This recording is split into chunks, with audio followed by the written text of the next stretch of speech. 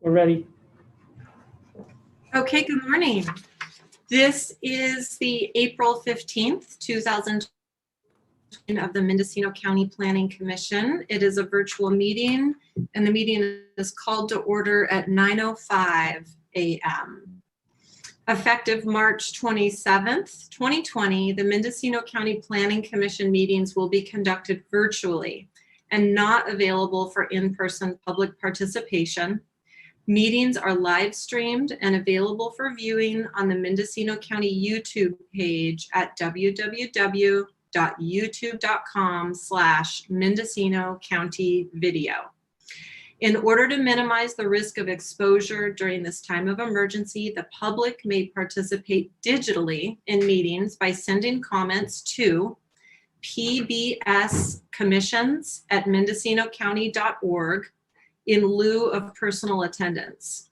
All public comment will be made immediately available to the commissioners, staff, and the general public as they are received and processed by staff, and can be viewed as attachments to this meeting agenda at the Planning Commission agenda page. Requests for telecomment are required to be submitted prior to 7 a.m. the morning of the meeting. If you requested to speak under public expression, please call in now. Okay, roll call, please.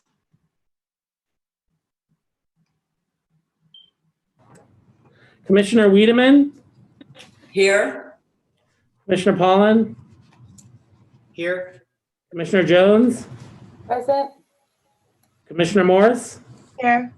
Chair Pennell. Here. And do we have a determination of legal notice? Yeah, legal notice has been determined, and it was posted in the Ukiah Daily Journal, and it was ran for the day that it was supposed to. Thank you. And on to our director's report. Do we have one this morning? Good morning, Chair Purnell. Yes, we do. Very quick and concise report. I just wanted to go ahead and let the commission know that the department is going through an active recruitment process at this time for senior planners and also for a chief planner for the Fort Bragg office. So the senior planners would be Ukiah, the chief planner would be for Fort Bragg. And the other thing I wanted to go ahead and advise the commission on is that this coming Monday, the Board of Supervisors will be hearing both the facilities and Phase 3 ordinance, which the Planning Commission previously reviewed and commented on. So this will be going to the board on Monday, April 19th. And I think Julia wanted to go ahead and mention something else. The only additional item I just wanted to advise the Planning Commission on, and I apologize if I've already advised you on this, the Oak Woodlands ordinance, which the commission had a workshop on earlier in the year. We took that to the Board of Supervisors to receive some direction, and out of that, they created an ad hoc committee to review and work on that ordinance. And that ad hoc is made up of Supervisor McGordy and Supervisor Hashak. So there will be some additional development of that ordinance before it returns back to any additional hearings or discussion. So I just wanted to give you that update so you know where that ordinance is at. And I think that's it. And Ashley, do you have anything else? Nope, that's it. Thank you. Great, thank you both for that update. And we are moving on to agenda item 4, matters from the public. This is public expression. The Planning Commission welcomes participation in commission meetings. This item is limited to matters under the jurisdiction of the commission that are not on the posted agenda and items which have not already been considered by the commission. No action will be taken. Individuals wishing to address the commission under public expression are welcome to do so via telecomment or email in lieu of personal attendance. Emails shall be sent to pbscommissions@mendocinocounty.org. All correspondence received will be made available on the Planning Commission agenda page. To submit public comments via telecomment, a request must have been received by 7 a.m. the morning of the meeting. And did we have any request for live telecomment this? Yes, we did, but it doesn't seem that she's on the line to let her into the meeting. So I did post her comment online this morning, and I did send it to all of you. Okay, thank you. Very good. We have nothing on the consent calendar, so moving on to item 6A, which is case U 2020-0002, the Getaway House. This item was continued from March 18th, 2021. Staff, you want to provide us with an update on this? Yes, Chair. I want to go ahead and point out that, and you should have a memo dated today, April 15th, indicating that the application U 2020-002 Getaway House, the application has been withdrawn. And so it will not be heard today.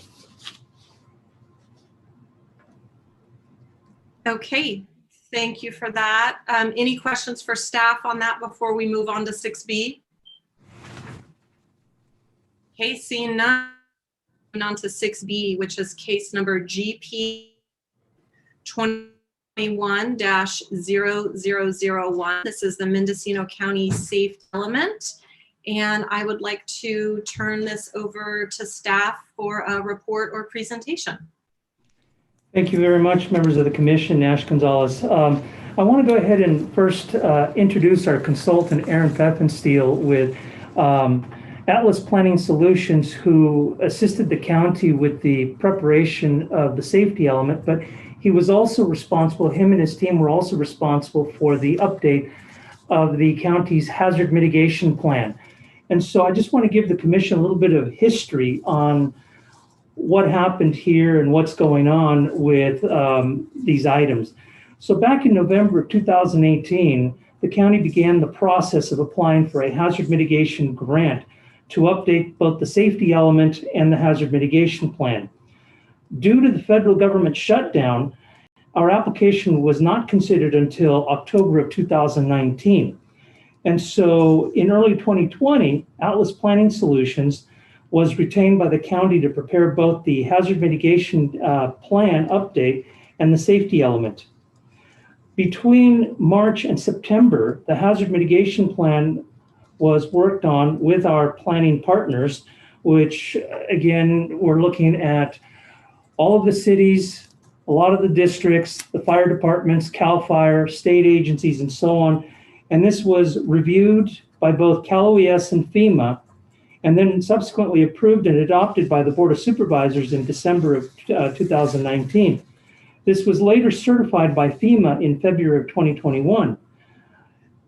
The hazard mitigation plan is required of all communities nationwide. And one of the key features or benefits of having an approved and certified hazard mitigation plan is that the county is able to apply for hazard mitigation grant funding when a federal disaster is declared anywhere in California. So if a disaster is declared in Santa Barbara, or if it's declared in Ventura, or if it's declared in San Francisco, it opens up the door for our county to apply for hazard mitigation grant funding, which allows us to look at projects such as the one that's here before you today, which is the safety element. The county has been very successful in securing significant grant funding through the hazard mitigation grant process, and it's really attributed to having a certified hazard mitigation plan. The next phase was the safety element, which pursuant to SB 1241, SB 379, and SB 99 requires that a climate vulnerability analysis be prepared. Also during this time, the Mendocino Council of Governments also prepared a county evacuation plan in 2019, which was also utilized in updating these documents. I will now refer you to the memo dated April 15, 2021, that subject is General Plan Amendment recommendation of the safety element update adoption to the Board of Supervisors. And so, as I mentioned before, the county has completed a comprehensive update of the multi-jurisdictional hazard mitigation plan, prepared a climate adaptation vulnerability assessment, and updated the goals, policies, and implementation actions in the development and resource elements of the general plan. And I would also note for clarification that our safety element is embedded within these two elements of the general plan. And yes, it does take a different approach, as most safety elements usually are. You'll have a land use chapter, a transportation or circulation chapter, a safety element, and so on. The way the general plan was done in 2009 was that it took all of the applicable policies and embedded them in the development element, as well as the resource element. And then again, the staff report provides background as far as what state law requires is that each county and city prepare and adopt a comprehensive long-term general plan, but also look at the safety element. And again, I will be turning the presentation over to Aaron, but Aaron will go into some of the requirements of what has happened since 2013 and most recently in 2017 with what is required to when you update a safety element. And again, a lot of the things have happened in the last several years, and I'll just say a lot of it is attributed to the recent fires that we've had throughout the state where state law has changed. One of the things that we did back in 2009 was that the safety element portion of the general plan had to be reviewed only by CGS. And at that time, the state reviewed it, found our safety element adequate, and basically at that point we were able to take it to the Board of Supervisors. I don't believe anybody on the commission today was on the commission back in 2019, but we had a very extensive, 2009, we had a very extensive approach to the general plan and reviewing the document to be able to make it compliant with state law. And again, as I've said, things have changed since 2009. And so now what is required is that our safety element needs to be reviewed by CAL FIRE. Comments are made back to the county. The changes are made. And then once CAL FIRE has accepted those changes, then it moves on to the State Board of Forestry for final certification. We have done that. We have worked with CAL FIRE to ensure that the safety element meets the requirements of state law. And with that, I'm going to go ahead and turn it over to Aaron. And once Aaron is completed with his presentation, then I'll bring it back to myself to wrap it up. But with that, Aaron, can you run with it? I am here. Everybody hear me okay? Excellent. Well, thank you, Nash. I will be happy to answer any questions you have. What I'll do is just provide you with hopefully a fairly straightforward overview of the process that we undertook. As Nash indicated, this project was very comprehensive in addition to the completion of the multi-jurisdictional hazard mitigation plan that concluded at the end of December 2020 with the county's adoption as well as all the participating agencies' adoptions of the plan. We also prepared the update to the general plan safety element that incorporates the climate adaptation and vulnerability assessment that's been attached to the staff report, as well as the addendum that was prepared to ensure CEQA compliance. And as Nash had indicated, safety elements have really started to become a very strong focus for the legislature in the last decade or so. In 2014, one of the most extensive updates to the government code for safety elements was the requirement to have CAL FIRE review the safety element for any jurisdiction that has what's known as a state responsibility area, which the county obviously does, or a jurisdiction that has very high fire hazard severity zones. And so that requirement in and of itself essentially triggers that 56 out of 58 counties need to have their safety elements reviewed by CAL FIRE, as well as I believe it's around 180 or so local jurisdictions that have to have their safety elements reviewed by CAL FIRE that trigger those thresholds. One of the interesting things is a lot of the mapping has been in existence since 2007 and 2008 that identifies both the state responsibility areas and the very high fire hazard severity zones from CAL FIRE.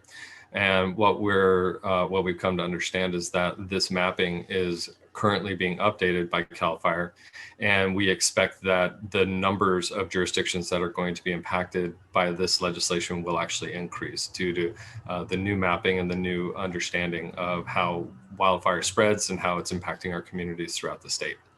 And so this is ever evolving, but one of the great things about this particular legislation is instead of the legislature just mandating that we are going to have this new requirement and new hoop to jump through as a planning department, they also provided resources. And so CAL FIRE has created what's known as the Land Use Planning Program, and it's a consortium of fire chiefs and fire captains that actually are focused on assisting communities throughout the state with the safety element update process. And so one of the things we can review is the memo that was shared with you, I believe, in the last day or so. It's the memo that shows a CAL FIRE revisions overview. And this really highlights the process that we undertook with CAL FIRE staff in going through a review of the safety element document that was originally presented to the board and the revisions that were necessary to ensure compliance with CAL FIRE requirements. And so you can see in that memo, we've highlighted the additions that we needed to make so that when the safety element is transmitted to the California Board of Forestry and Fire Protection, which is a requirement under the SB 1241 legislation, the California Board of Forestry and Fire Protection will conduct their review in concert with all the previous work that's been done by our team and CAL FIRE staff, and then adopt the recommended element that has been presented to them prior to adoption by the Board of Supervisors. What you can see with the memo that we presented is while there were some additions and modifications that were made to the element, for the most part, it was fairly focused on just a couple of key issues. Often the issues that most communities deal with are issues associated with brush clearance around roadways and operations and maintenance. This is one of the key areas where CAL FIRE is very focused in making sure that jurisdictions do have policies, goals and policies that really help address how fire management, vegetation management, brush clearance is ultimately not only conducted, but then continued on in perpetuity from an operations and maintenance standpoint. In addition to the SB 1241 requirement that occurred and went into effect in 2014 and 2017, SB 379 was adopted by the legislature, and this required that safety elements start to identify and address the exacerbation of any of their hazards within their jurisdiction as a result of climate change. And so this is where the climate adaptation vulnerability assessment portion of this project comes into effect. The development of this plan or this assessment was really focused on making sure that the analysis was done in compliance with the adaptation planning guide that was recently completed by Cal OES. And so your climate adaptation vulnerability assessment meets the what's known as APG 2.0 requirements. This is the latest version of the adaptation planning guide that really guides how jurisdictions should address climate adaptation impacts to the hazards within their communities. And so through this process, we worked with the county staff and identifying the potential vulnerabilities to both the exposures to climate change hazards as well as the sensitive populations, and using the APG 2.0 guidance, starting to focus in on where are the areas of the county that would be at most risk or vulnerable to climate change. This really became the foundation for the goals and the policies developed surrounding climate adaptation within the general plan safety element or the development element. And so this is really the key component for the SB 379 compliance to the safety element update. And then finally, the last piece of legislation that went into effect in 2020 is what's known as Senate Bill 99. And this is focused on evacuation. And what you'll see in the safety element update is that there's a lot more focus and there's a greater amount of goals and policies that are identifying evacuation, really focused on ensuring that it's understood where there are neighborhoods or developments that have a single ingress-egress concern. And one of the foundational documents for this is from the Mendocino Council of Governments Fire Vulnerability Assessment and Evacuation Master Plan. These two documents really helped to focus in on many of the evacuation concerns that I think have been known in the county for quite some time, but never articulated in a public way until that document was completed. And so this becomes the foundation that the county will be able to build on as far as evacuation is concerned. And so those are really the three main updates to the legislation driving safety element updates. I've been doing safety elements now for nearly 20 years. In 2009, when we started to see new legislation starting to come up, it was not a surprise to me that with every season, whether it be fire or flood season, that I wouldn't see new and different legislation coming out, really trying to drive home the concern that we need to address these and we need to do it from a policy standpoint within our general plans. And I anticipate that this is just scratching the surface of what we expect to see over the next probably 20 years in trying to get a handle on how our communities are really addressing their climate change and hazard-specific needs. And with that, I'll turn it back over to Nash for any final thoughts, and then happy to start answering any questions that you might have. Thank you, Aaron. And so, as Aaron mentioned, there were a number of studies and documents that have been prepared, which have served as the basis for the preparation and the update of the safety element of the general plan. As mentioned, there was a vulnerability analysis that was done. This was used to examine those areas of vulnerability throughout the county. And again, this has been incorporated into the safety element. And so, again, all of these supporting documents act as support for the update of the safety element.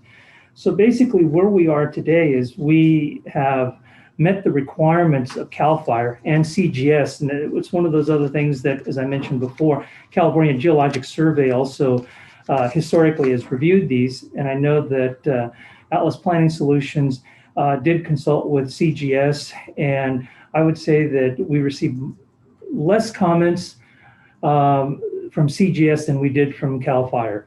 And CAL FIRE has been very instrumental in working with our consultant to make sure that we have a safety element that meets all the provisions of state law as well as all the Senate bills that have come to light. And so with that, what you have is a safety element now with those changes in the memo that Aaron was referencing to that are highlighted and underlined as additions to the existing document. And so when the original document was transmitted to the Planning Commission, that was the document that was provided to CAL FIRE for their review. And I would say that we were pretty fortunate in that we had an expedited review by CAL FIRE, because normally it takes 90 days on their desk before they even get to it. And so the document was submitted in earlier this month. I want to say it was the 5th of April, and they just turned around those comments on Tuesday back to us. And so what'll happen now is the document has been transmitted to, or actually what we've said is to CAL FIRE that we've accepted these recommended changes, and the document is now in the hands of Board of Forestry staff, which We anticipate they will be scheduling a meeting the first week of May for final certification. At that point, once the Board of Forestry certifies the safety element, we would then receive correspondence to that effect, which we would provide to the Board of Supervisors. So in essence, I'm looking at the Planning Commission to recommend adoption of the safety element as it has been written, with the recommended changes from CAL FIRE, so that we could go ahead and look forward to a certified safety element. And so with that, our recommendation is that the Planning Commission recommend adoption of the updated development and resource elements of the general plan to the Board of Supervisors, which incorporates the recently adopted multi-jurisdictional hazard mitigation plan and the climate adaptation vulnerability assessment prepared as part of the comprehensive project, and adopts the ADACH resolution. Also accepting those recommendations from CAL FIRE noted in the memo dated April 15th, 2021, referencing the recommendations from CAL FIRE. And with that, both Aaron and I are available for any questions that the commission may have. Thank you, Nash, and thank you, Aaron. And yes, I turned off my video because my internet connection's unstable, so I'm hoping I can at least maintain voice stability here. I had a clarifying question, and then we'll see if other commissioners have questions. Thank you for that presentation and for all of that context, because what I'm understanding is that the hazard mitigation plan, the climate vulnerability assessment report, as well as the safety element have already either been approved or adopted by numerous agencies and in some cases jurisdictions. And it's before us today really like procedurally to just move this on. My question for both of you is this. As an example, on page 3-45, where we have a map of the historic fires in Mendocino County, I noticed that we are missing last year's fires, the Mendocino Complex fire, which we know was enormous, and also the Oak fire just outside of Willits. Ideally, I would love to see those on the maps. I am wondering if it's possible to update that without holding up the safety element. I'm not interested in holding up the safety element, but I guess the question is, can we make minor additions or corrections without slowing this thing down? Nash, do you want me to address that? Yes, go ahead, Aaron. So the reason that you don't see those fire perimeters is they may not be available. That when they do become available, then those maps absolutely could be updated. One of the things that we did is we relied on a lot of the mapping that was in the multi-jurisdictional hazard mitigation plan. And at the time the mapping was completed, we did not have fire perimeters for some of the latest fires. And usually it takes about a year or two before those are publicly released. So we can definitely make map updates, and we can double check to see if those perimeters are available. And that's something that can be added on at a future date as that new information exists. So through the chair, Nash Gonzalez, one of the other hats that I've been wearing over the last 2 years is the recovery director position for the county. And I actually was on the ground for both of those latest fires back in October. And after discussing this issue with CAL FIRE, is that the mapping has not been completed as of December for these other fires. And that they are still looking at various areas. And I think until a lot of the debris is cleaned up and until a lot of the boundaries have been identified, we probably won't see those new maps for another year. So as Aaron is correct, a lot of this mapping was done based on what was available when the hazard mitigation plan was reviewed and updated. And we did do some significant additions to the mapping compared to what was there before. But again, it's the lack of availability of mapping at this point in time. But I too agree that once the mapping has been provided to the county, we can make those changes. Great, thank you for that explanation. And unfortunately, I think we're going to be in a constant process of updating fire perimeters. Hopefully that is not the case, but I do tend to agree. Yeah. Okay, well, let's open it up to questions from other commissioners, and let's keep it just to questions at this point, because we're going to open the public hearing and then we can move on to further discussion. So if there's any clarifying questions for either staff or for Aaron, now is the time. Commissioner Wiedemann? Yes, hi, good morning, everybody, and thank you for all your work on this.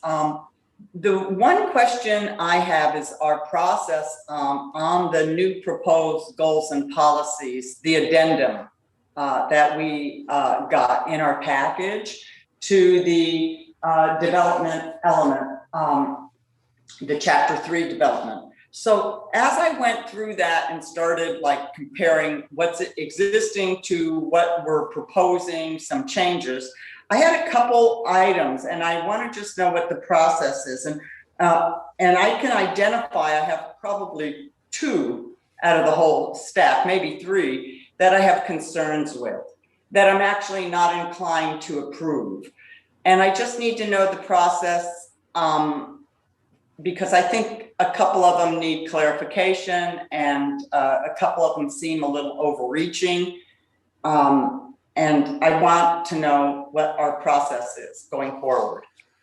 If I may, through the chair, basically what we've done is we've discussed these changes with CAL FIRE, and Aaron can clarify even further, but basically where we are today is in order to have our safety elements certified and recommended by CAL FIRE to the Board of Forestry, these are the changes that they want to see in the document.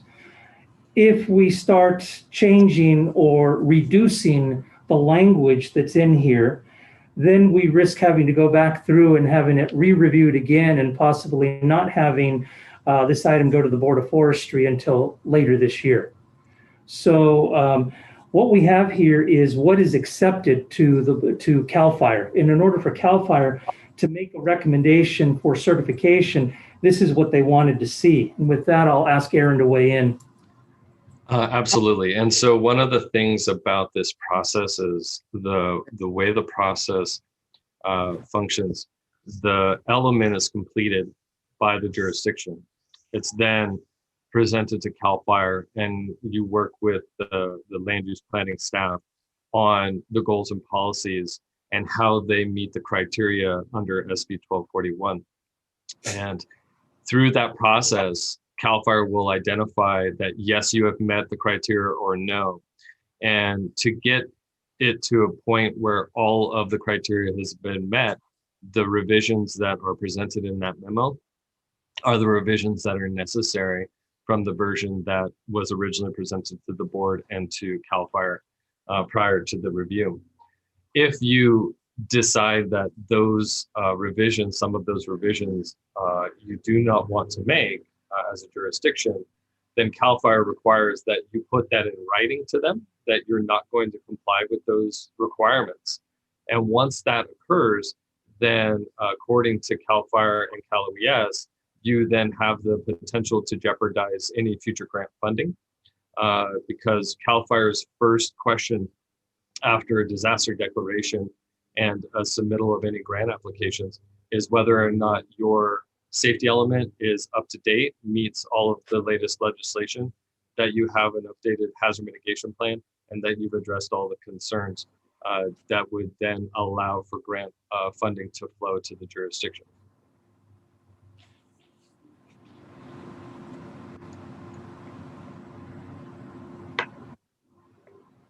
Yes, Commissioner Wiedemann. So, okay, thank you for that. Once again, it's kind of, I understand you would like us to just approve everything and have it move forward, which I think it's a good document. I think there's some good things, but I do have some concerns for my constituents anyway, and for some of this language. And I'm just going to put out my 2 areas of concerns. Policy DE 229, on the addendum to certified general plan ER, page 10. I actually deal a lot with CAL FIRES and permits regarding in the coastal zone here and also in the general plan area. And I just get concerned, this action item DE 229.1 is, I just get concerned, it's important, but it could be overreaching. That's just one thing I want to bring up to the rest of the board, my commission. And then the other thing I want to talk about is on policy DE 230, that's on the existing, is in our existing element 3-116 page. And here, I'll get it here, is there's an addition, and what we're adding here, really a simple language, is you're adding regarding the existing is regarding road standards for egress and ingress and fire equipment. I kind of like the existing. What's being added is you're adding public and private roads. And you're opening a can of worms with private roads. You're moving into civil territory. So I'm looking for this right now. It is on, let me just find it.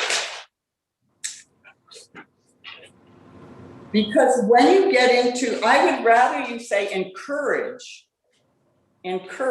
which you use in several languages, like you use that in the encourage in 231.1.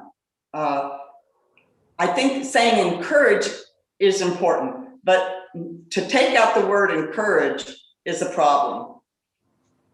Because what you're doing, I think, is, you're putting a burden on people up private roads, even though the county never really wants to take in the past, take responsibility, civil action of private roads, right? It's private property. And I have one more item, and then these are the three items and that I have was that the requirement, and I believe it is, it's requiring 2 egresses in and out for new development. So and you could clarify this, Erin, if I'm getting it wrong, that to need to a new development, here it is on policy, page 10 again, policy DE 232. At least 2 ingress/egress routes to a public roadway unless alternative routes accessible to fire equipment. Of all the years I've dealt with CAL FIRE and getting permits, this starts getting really costly to the individual who wants to develop a home. And in some cases, your land won't allow you to do this. So I know we would like to just go forward and adopt this, but some of this is putting such burden on development and cost for my constituents and other constituents in the county that I have, I guess I have problems with the 3 items I pointed out. And what I'm going to say, another thing is that what we experience here on the coast and with our local volunteer fire departments is every fire department I deal with, and that's the Mendocino Fire Department, that's the Albion Little River Fire Departments, that's the Elk Fire Department, none of them are consistent in what they require. And I want to be very clear. I think if CAL FIRE were to get these individual volunteer fire departments on the same page, it would really be helpful to the individual who's trying to develop a home in the county. And I'm sure it's not just the coast area that has this problem. And I leave it with that.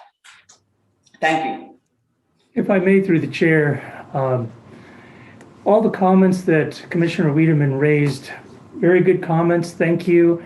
And I actually did have these discussions with Aaron several months ago as we started the initial reviews and contacts with CAL FIRE. I wanted to use words like encourage and stick to what we originally had. Unfortunately, we're at a point now in California where we can't do that anymore. We are now dealing with a lot of disasters, a lot of issues that have come up over the last 3 or 4 years. And CAL FIRE is not as easy as they used to be when it comes to these safety elements. And so, again, the language that I had suggested was a little less burdensome, but still staying with the intent. In other words, using words like encourage, which I agree with you, Commissioner Wiedemann. But I was reminded that that is not what CAL FIRE wants to see. And again, my concern is that going forward, if we protest these requirements and write a letter, we jeopardize not only the certification of the safety element, but also we also jeopardize potential hazard mitigation grant funding from Cal OES, because our safety element will not be in conjunction with the hazard mitigation plan. And Aaron, I don't know if you want to add to that. Yeah, I'm happy to also indicate that the issue of the 2 points of ingress egress, that's really being triggered now by this latest legislation, SB 99. So in the past, you're right, it probably wasn't as much of an issue. Now recognize though that doesn't mean a single home. CAL FIRE is more concerned about multiple home sites that are on a very long single roadway, and that they do not want to see subdivisions where there's only one way in, one way out. It's very much focused on an evacuation concern, but it doesn't mean that one single homeowner can't have a single point of ingress egress. That's what a driveway is, right? So they're not requiring that you build a whole new roadway network for one home site, but what they're focused on is that as new subdivisions are being proposed, they want to ensure that there are multiple points of access so that it alleviates many of the evacuation issues that have arisen out of the multiple fires and multiple scenarios coming out of throughout California and of course the Southwest. If I could add also through the chair is that just to reiterate, these policies, goals, and objectives would be applicable definitely for discretionary permits coming through that the Planning Commission would be reviewing subdivisions and so on, and not necessarily applicable to single-family homes. But I would also note that all the counties right now are watching, I believe it's SB 5, but there's a fire safe regs that are currently being updated by CAL FIRE and the Board of Forestry. And this will definitely impact a lot of new construction in the state responsibility areas and the high fire severity zone areas. We're not there yet, but the counties and CSAC is currently watching that. So the concerns that Commissioner Wiedemann has expressed, I think we can address those now with the safety element, but I would also say that those concerns may become real when the Board of Forestry adopts the new fire safe regulations. I can tell you that all of the counties are watching it very closely, because if these new fire safe regulations come to be, it may limit, if not prohibit, development in the SRAs and the high fire severity zones throughout California. And again, no matter what we say, it's not going to make much difference because it'll be a state mandate. And again, I remember when 4290 went into effect back in the early 90s, that changed how we reviewed and looked at subdivisions. And I think based on the recent disasters, I think it's only going to continue to be more comprehensively looked at as we move forward. Thank you for that clarification, Nash and Aaron, that those policies will apply to subdivisions and not to single-family home building permits. Are there questions from other commissioners for staff or for our consultant before we move on to hearing from the public? Yes, Commissioner Jones. I had to unmute myself. So I would just point out, following up on what Diana said, but the way the policy is written, it doesn't say single family homes. It says new development, which implies all development. And so that clarification doesn't really apply to the way the policy is actually written.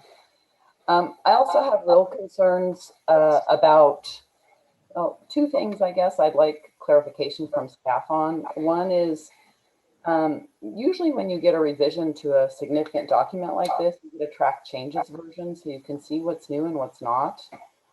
And also it would have been really lovely in the staff report to have some guidance about what sections of these very large chapters we should focus on. Because absent that guidance, I looked at the entire document and have comments on the entire document. And so in the future, if we're only supposed to review a portion of the document, it would be really helpful in the staff report if you outline which sections we're supposed to review, 1, 2, what kinds of input you're hoping to achieve. Because for me to spend my considerable time and intellectual capacity, I mean, I literally spent the whole day yesterday thinking through all these policies, how they interact with each other, and what's missing.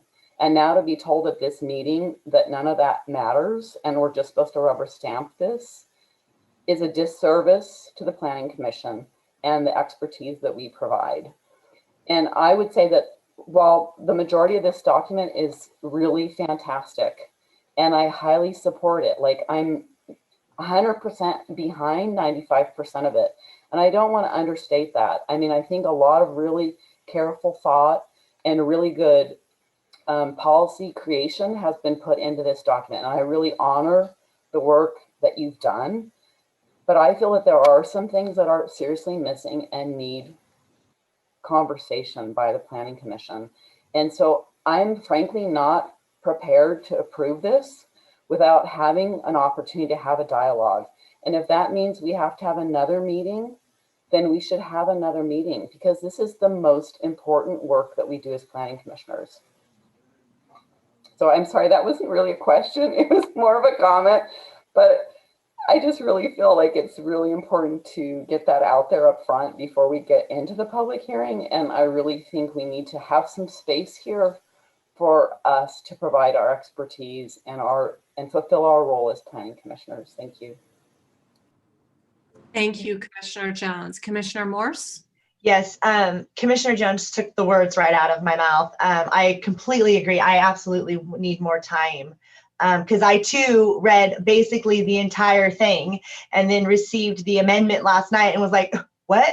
So I agree with Commissioner Jones, very much so. Thank you for your words.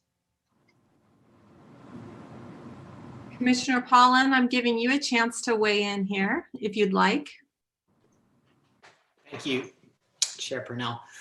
Yeah, I'd like to echo the sentiments of the other commissioners in terms of the process. I think particularly in light of the fact that 3 of us are brand new to the commission, having more guidance in terms of what the recommended activity is going to be following the meeting or during the meeting would be very helpful because I too spent many hours poring over these documents, and it's hard to say that today we just have to give it a thumbs up or basically just a thumbs up is kind of the one option we're being presented with. I guess also I just wanted to make sure that I was understanding correctly because I've heard Director Gonzalez, you speak a number of times to the safety element, but as I understand it in reading the memo and looking at the document, the safety element is not a standalone element in our general plan, correct? It is incorporated into the development element.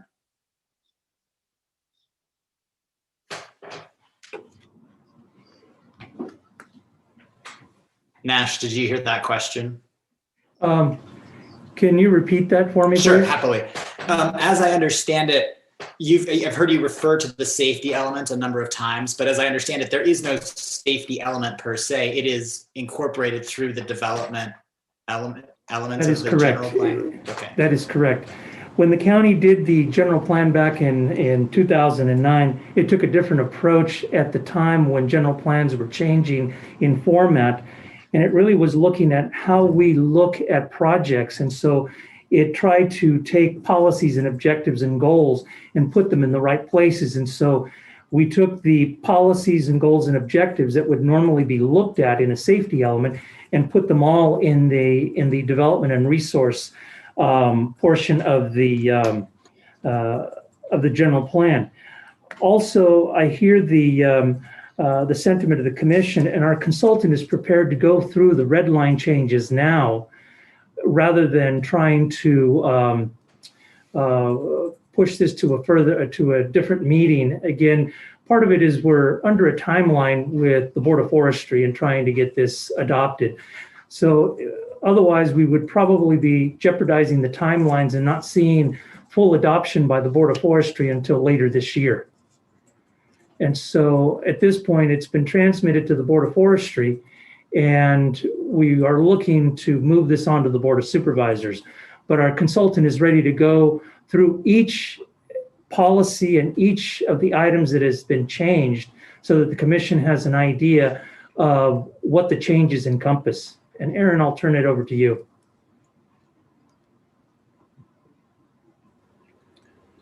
It looks like we have another commissioner who may have a question.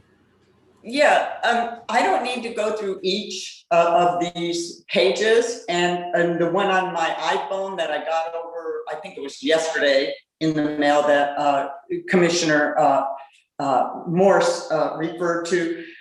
I have a few things that I am not comfortable to agree with. So I guess the question is, and if it's going to just be a boilerplate and you want my vote, then I have to hold my vote back.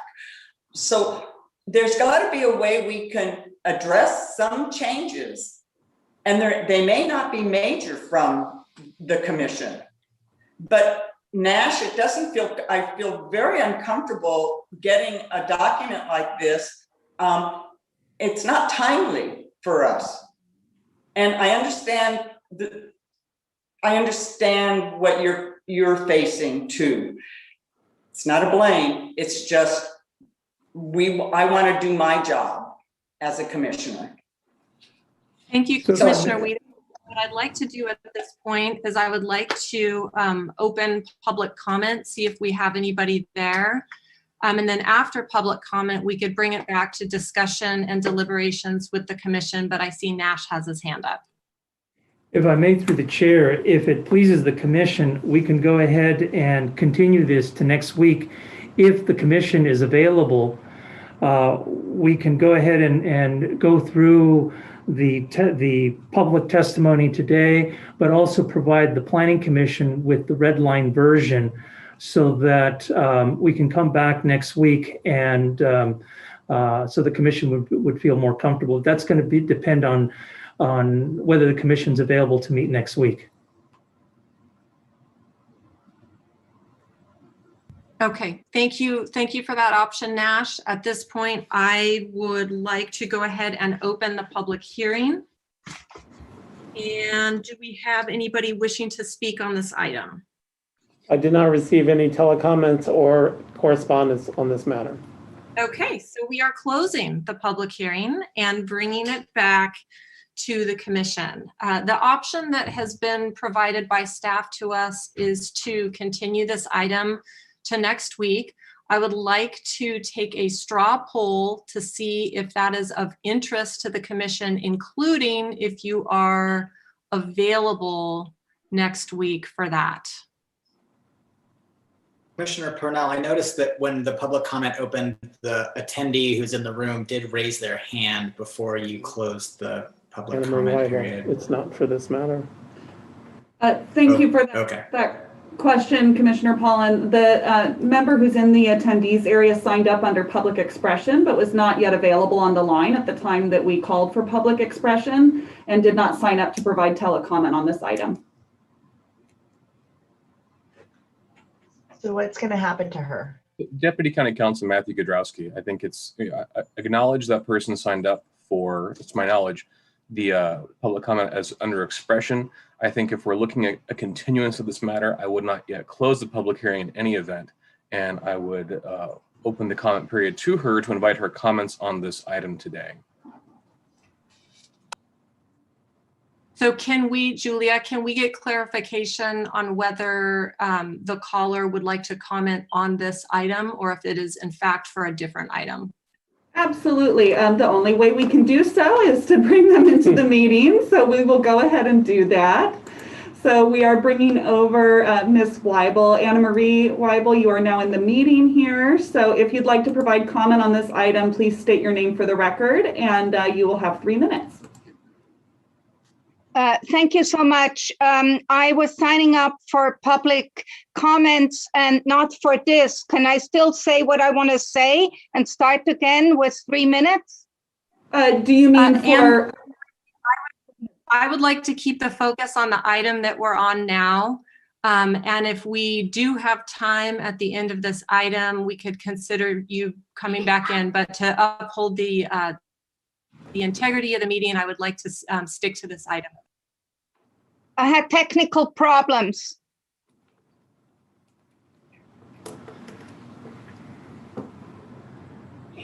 Deputy County Counsel Matthew Godrowski. It's up to, I think, the time for public expression was at the beginning of the meeting. If at the discretion of the chair, we could do public expression after this item, but if it's not on this item, the public comment isn't necessarily relevant to what we're talking about here.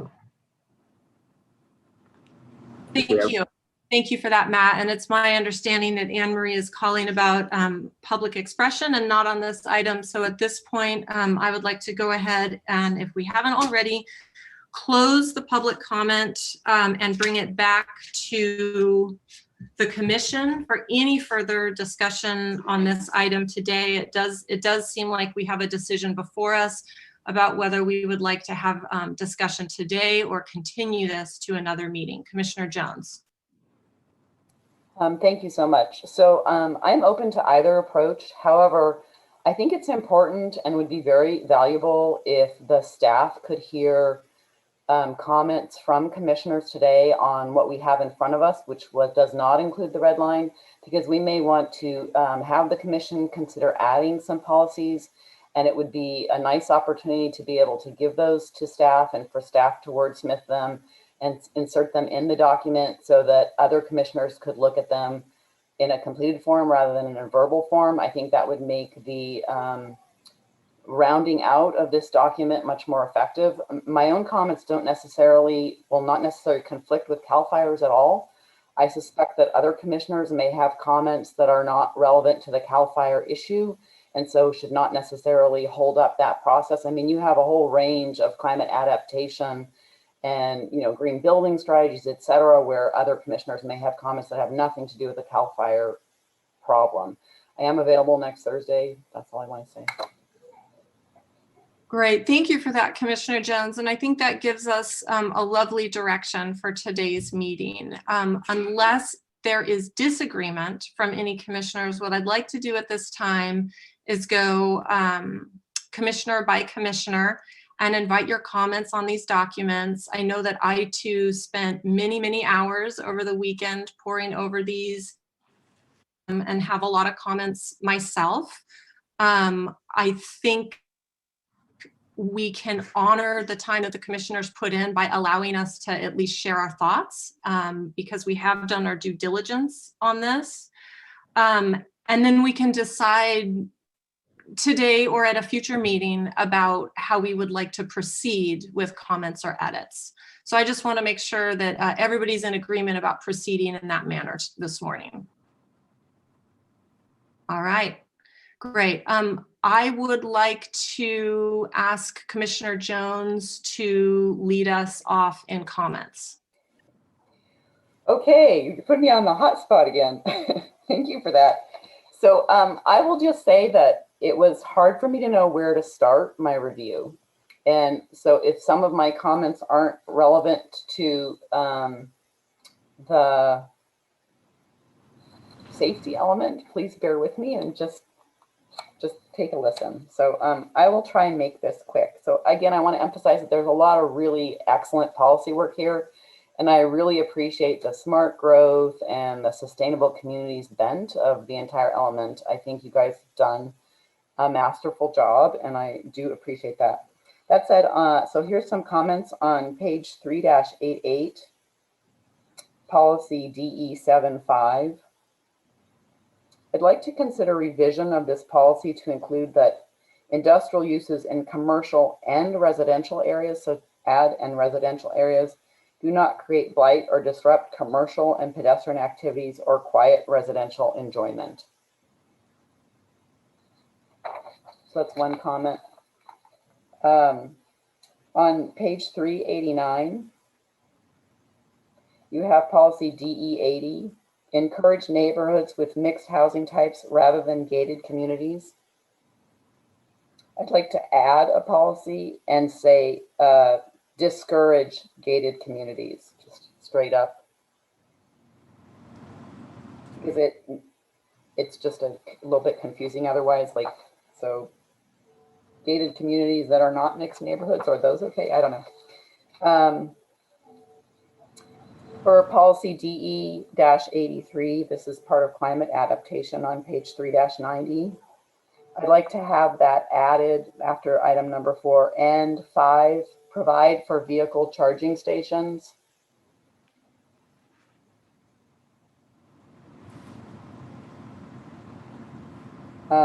For policy DE-87, I'd like to add an action item under that for the county to adopt a sign ordinance.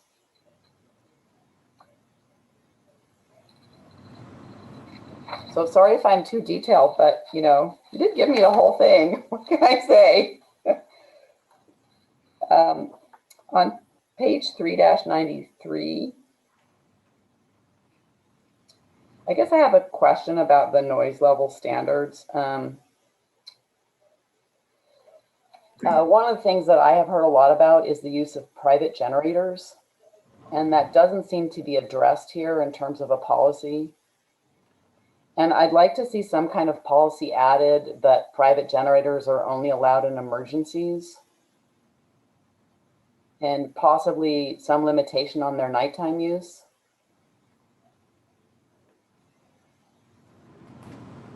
Because you do have people who put in generators just to like grow their pot, and it's really annoying to listen to. So,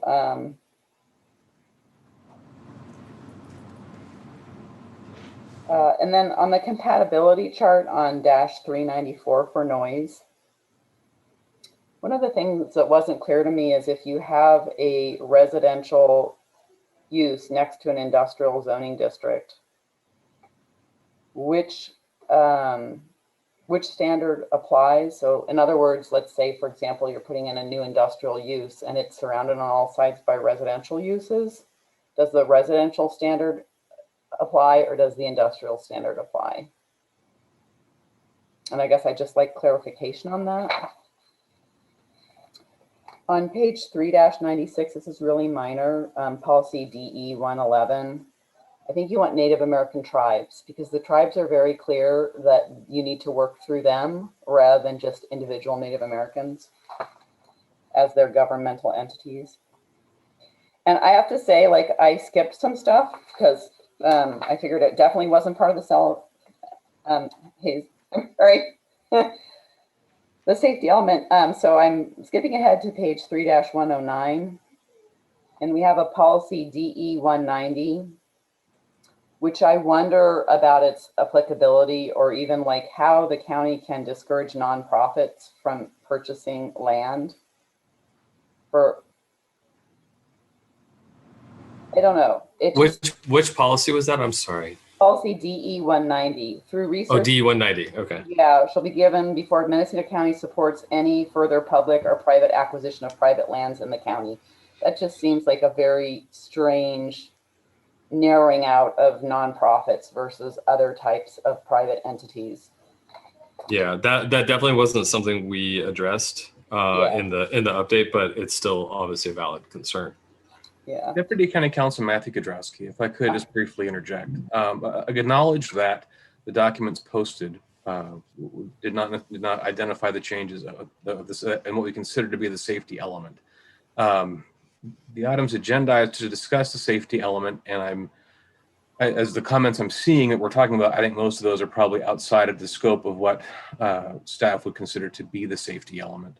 And in all likelihood, based on the items so far listed up by Commissioner Jones, I don't know that those would be addressed as part of this proposed amendment.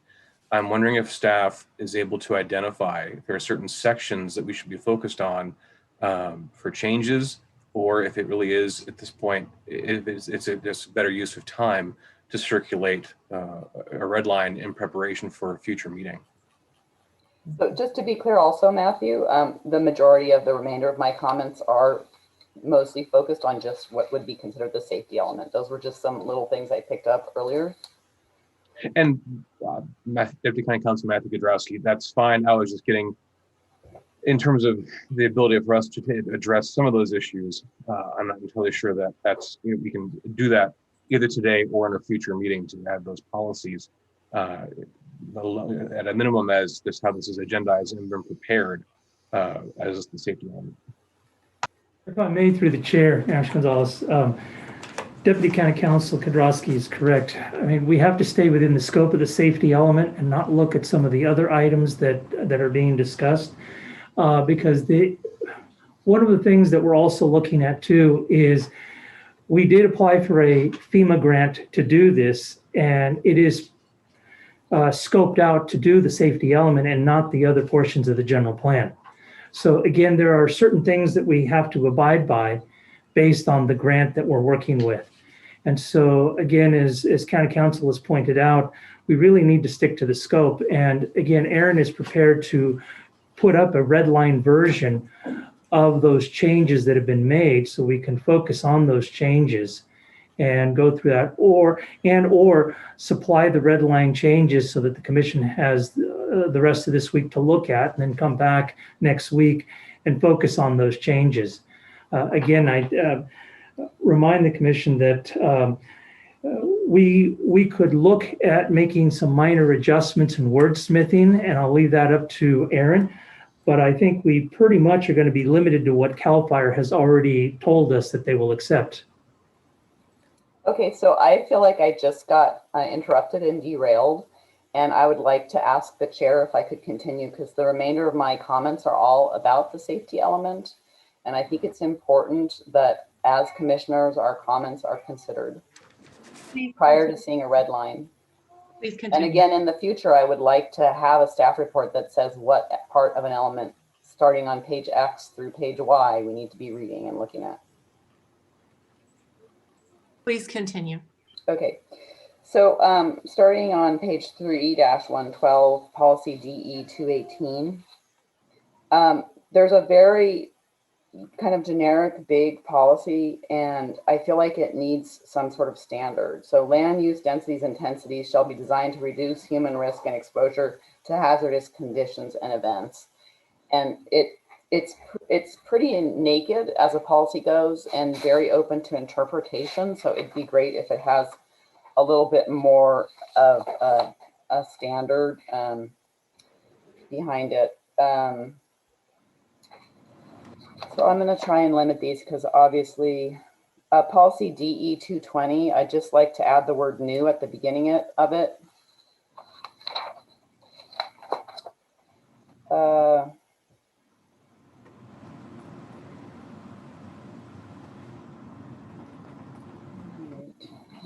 So I have some of the same issues that Diana had about action item DE 229.1 and the two egress routes on policy DE 232. So I think that's something everybody will need to discuss.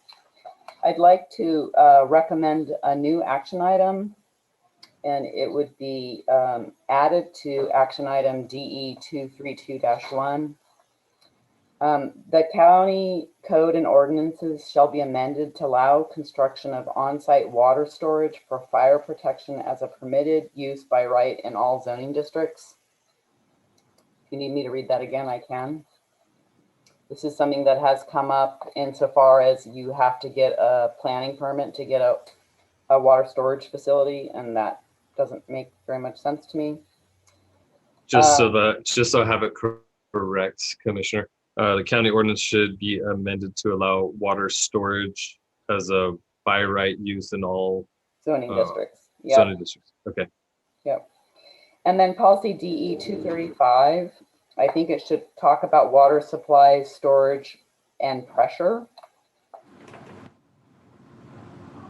You said 235? Yeah. And I'd like to have an action item, DE 235.5 added maybe. Uh-huh. And this is for consideration because I'm not exactly sure how to word it, but county codes and ordinances shall be revised to prohibit the use of generators for long-term power generation. I'd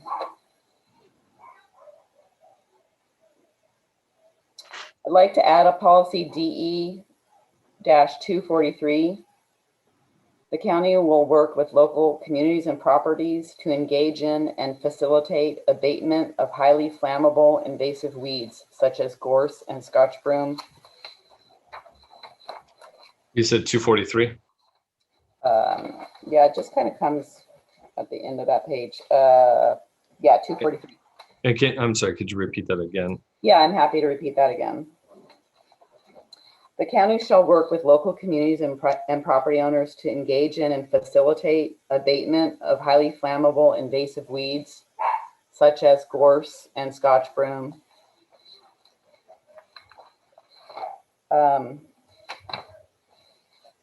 Do you want to specifically name out those species, or such as I think is fine because those two are particularly bad, but I'm sure there are others that I don't know about that also should be included in the list. I have an issue with policy DE 239, which is on page 3122, working with property assessed clean energy programs such as Y-Green. And this is just something that I'd like all the commissioners to get educated and informed about because these are basically predatory lending programs that charge 7 and 8% when people can typically get a second mortgage and do it at a much lower interest rate. In addition, when someone sells their property, they're obligated to pay off the burden. So it doesn't really provide the useful way of having like a tax increment way of funding solar improvements that they sell it as. So at any rate, I would really encourage you all to learn more about it. And I'd recommend we strike that policy. I'm sorry to interrupt you, Commissioner Jones, but what policy exactly was that you were talking about? Oh, okay. I'm sorry. That's policy DE 269. It's property assessed clean energy programs. It's the PACE program, which was put in place by the state about 8 years ago. We had a real problem with the city of Fort Bragg with out of area operators coming in and putting solar panels on people's homes. And charging them 8 and 9% interest when they could have gotten those solar panels with a second mortgage for 3 or 4% interest. So I just don't think it's automatically a good program. It really depends on the operator. I'd like to add policy DE 272. I don't know where exactly it goes, but I mean, you just need to figure out a way to add a number. The county should consider alternative energy supply, either solar, geothermal, or wind, for all new county construction projects. I will just note that there's no policy around sea level rise, and I would recommend that we consider some sort of policy. At this point, the assessment that you guys did notes that by 2030 we'll have 10 inches, which isn't a lot, but by 2050 it starts getting a little bit problematic. And I think we should at least have an action that we study the potential sea level rise implications for our coastal areas in terms of water access and also in terms of all of our harbors. And then I have one other little policy to add. The county should revise parking requirement standards to allow installation of EV charging stations in existing parking lots and to allow one EV charging station to equal 2 required parking spots. One of the challenges when you put in an EV parking station is that you have to take up 2 parking spots to do it, and you may not meet the minimum parking requirements for the use if you do that. Almost done. Sorry I'm taking so long, but you know, I care about this stuff and it's kind of fun. I'm nerdy, what can I say? Let's see, so moving on to chapter 4.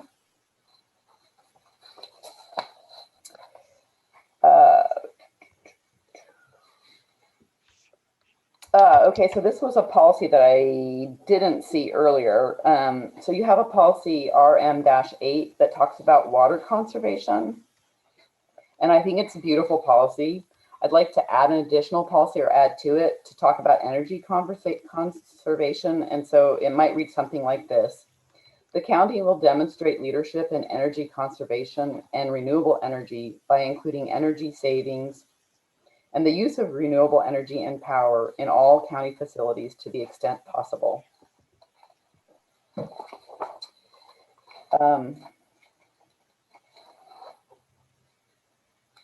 Can you repeat that again, please? Sorry. Sorry, what was the question? Can you repeat that again, please? Oh, sure. I'm happy to repeat it. If I can find it. I already went past that page. Yeah, so the county will demonstrate leadership in energy conservation and renewable energy by including energy saving devices and use of renewable energy to power all county facilities to the extent possible. Is there a chance you have that in writing somewhere you can? I do. I have it in writing. I'd be happy to. Actually, I have all of this in writing. If you want, I can put it together a little memo with all of it. That would be helpful, even if it's just a scanned copy of what you have. I'll take whatever. So whatever's easiest. Writing it out.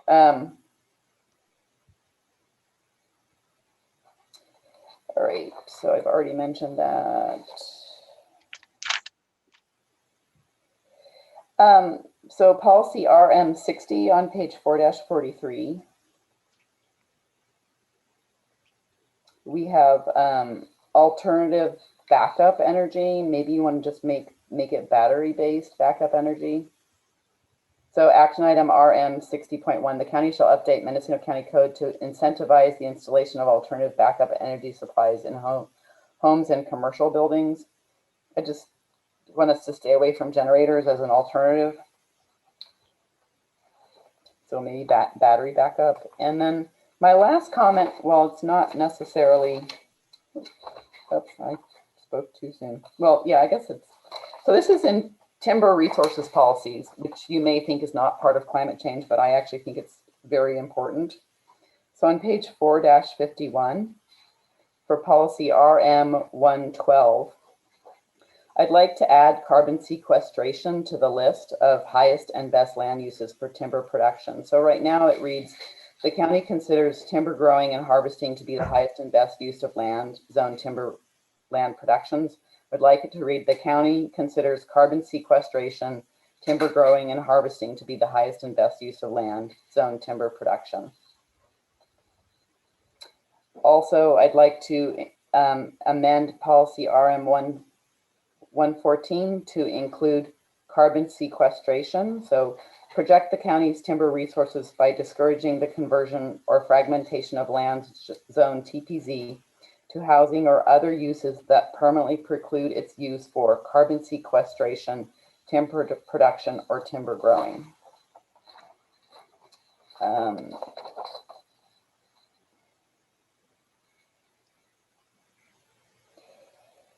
Okay. Could add carbon sequestration as the list to policy RM-116. and add carbon sequestration in the last bullet point for policy RM 122.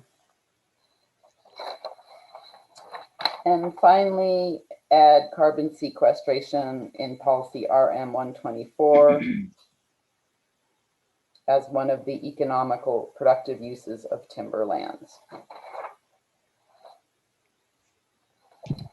Sorry for the long and drawn out presentation. I am now done, and thank you for giving me the honor of going first.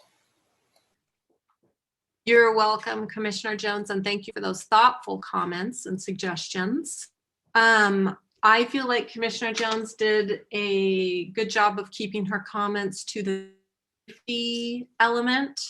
And if each commissioner feels that they can do the same, I would like to proceed with commissioner by commissioner. And as you appear on my screen, Commissioner Pollan, you're up next. I would actually like to reserve my comments until I do see a red line version, because I want to make sure that I'm speaking to things that are actually going to be actionable by planning staff before I take the time to use all of our valuable time here today. That's fair. And thank you for acknowledging our time constraint. Commissioner Wiedemann? Yes, I'll go out and I'll follow that same path as Commissioner Jones led. So I like to say on item policy 230, I would like to keep policy 230 as is without the addendums of 231.0 and 231.1. Or if you want to keep in 231.0 or 231.1, and I'm talking on element 3, page 116, I would change a simple wording. I would say encourage. Either you remove private and you put encourage private roads. Public roads, fine. Restrict them like you should. Private roads, even though that needs to be addressed, that you either remove the word private or you add a simple change of encourage. That also goes to 242, which refers to, I believe, hold on, 242, that was one I got last night. Let me just scroll down here. It was I believe it's the same thing, just write encourage.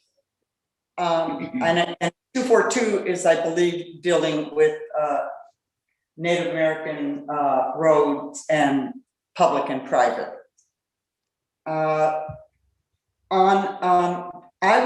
The other thing I would like is please on define development on item 229.1. And that is on page 10 of the addendum. And so for 229, it talks about development. I believe, Aaron, you said, well, it's not going to deal with single family homes, or maybe it was Nash who said that, but on the coast, believe it or not, they refer to a single family home as development here. And that's my concern. I believe it was also Commissioner Jones's concern. So either we define development and that we're talking, multiple parcels, minor, major subdivisions, whatever you need to add there, or not just referring to single homes, then I would feel with those changes, I can support this document. Thank you. Thank you, Commissioner Wiedemann. And Commissioner Morse.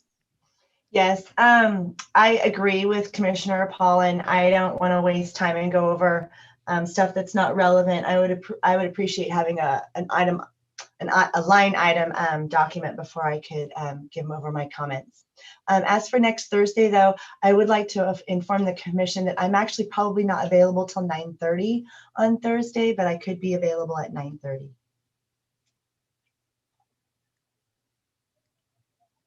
So I reserve my comments. Thank you, Commissioner Morse. I am also going to reserve. Thank you. I am also going to reserve at this time and turn it back over to staff and perhaps our consultant to review the red lines. So through the chair, Nash Gonzalez, according to our consultant, we can go ahead and provide a red line version. And again, I would ask our consultant to take a look at all the comments that have been provided by the commission today to see what is within scope of the safety element. Some items are definitely going to be out of the scope of the safety element. We will not be able to address those, but we can come back at a later date to amend the general plan and address some of these concerns. We will take note of these and so on. But again, we have to stay within the confines of both the grant and within the scope of the safety element. And so I think I'm going to ask County Council to weigh in on whether, number one, we can go ahead and continue to next week and address these concerns, and as well as providing the red line version to the commission so that the commission has an opportunity to look at specifically what changes are being made to the safety element. Deputy County Council Matthew Godrowski, I think at the moment I can happy to take a break to discuss more with staff and possibly a separate council, but at the moment I would probably recommend continuing to the next regular meeting of the Planning Commission. That's the simplest method forward in terms of a continuance as opposed to a special meeting that's not part of the regular calendar or separately noticed. That would be May 6th. Okay, so that would take us to May 6th. And although that may jeopardize our approval moving forward, we can definitely do that.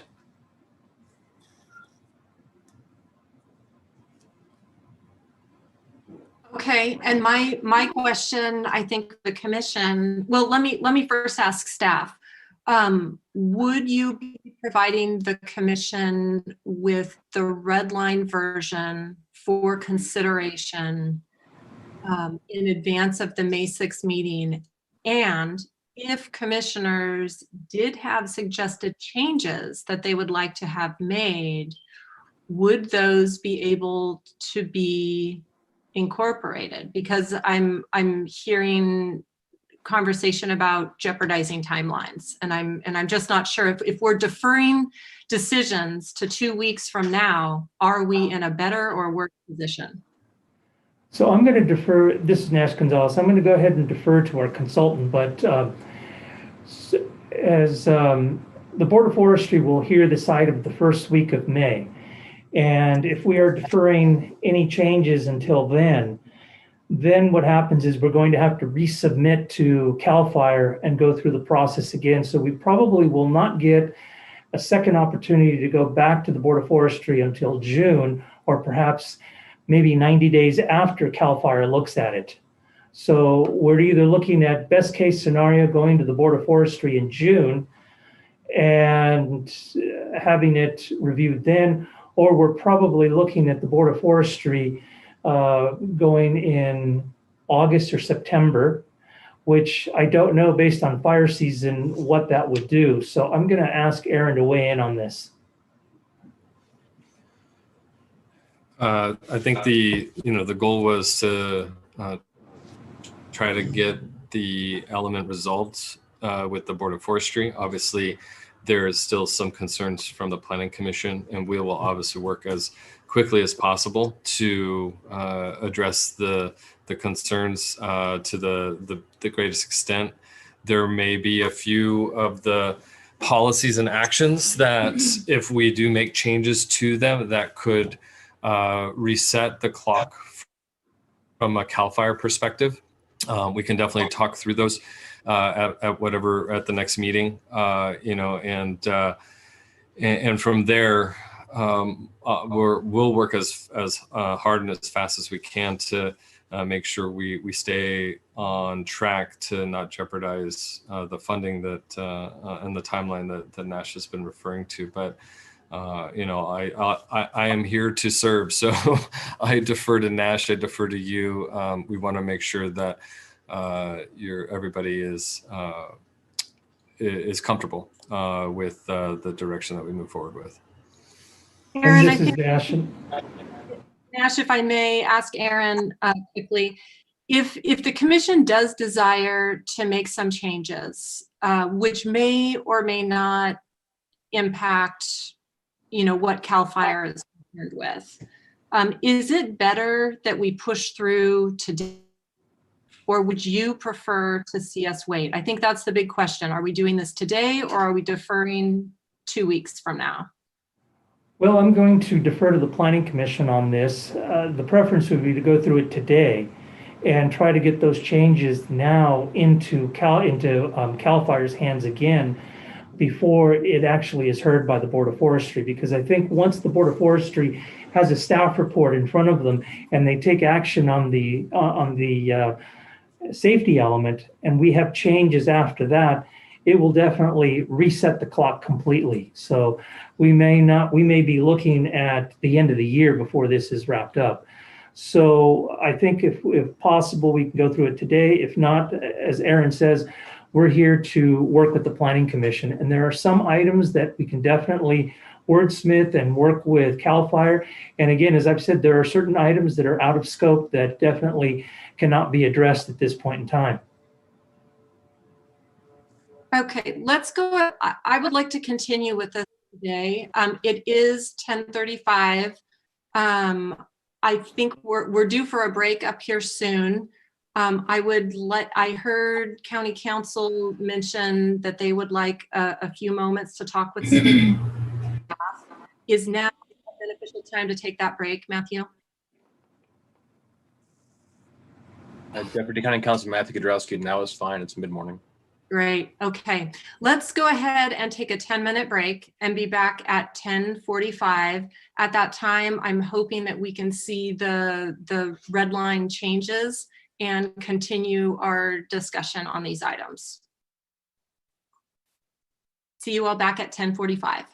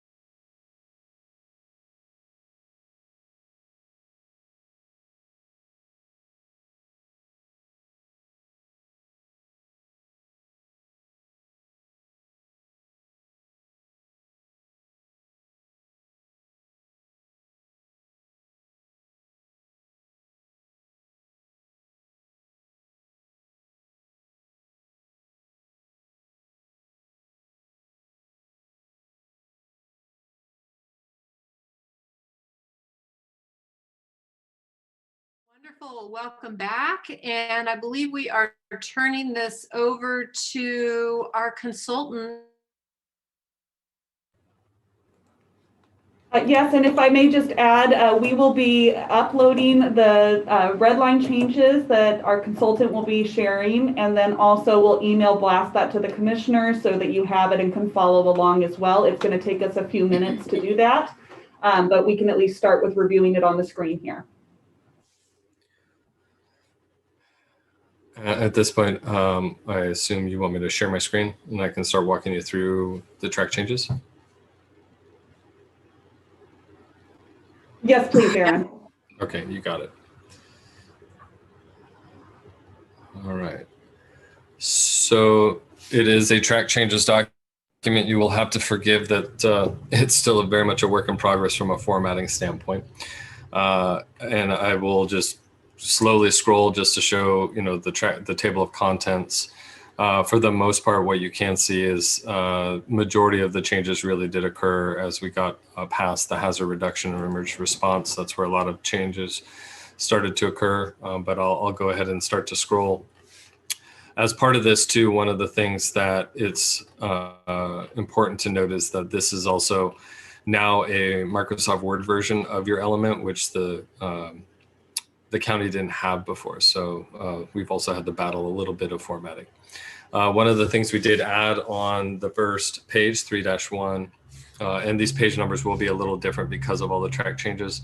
So we did provide a little bit more of context and explanation about the safety element and incorporating both, multiple documents, including the emergency operations plan, the multi-jurisdictional hazard mitigation plan, the fire vulnerability assessment, the evacuation plan, and the climate adaptation and vulnerability assessment. And so all of those references are now in there so that all of those documents can be incorporated by reference and relied upon to meet some of the government code requirement changes that have occurred.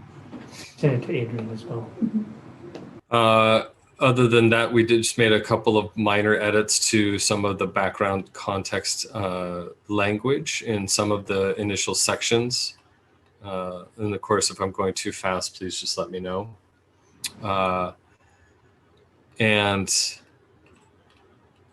as I scroll through, we did update some of the population data and information, but other than that, we left most everything similar to the original element. You will see in the track changes version some changes to grammar, trying to fix a little bit of the grammar where we could, but trying to still stay within the scope.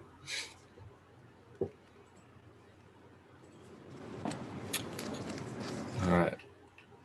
And then after this, one of the things we did update is just some additional information about the history of the general plan when it was last updated in 2009, and then 2011 and 2020 updates.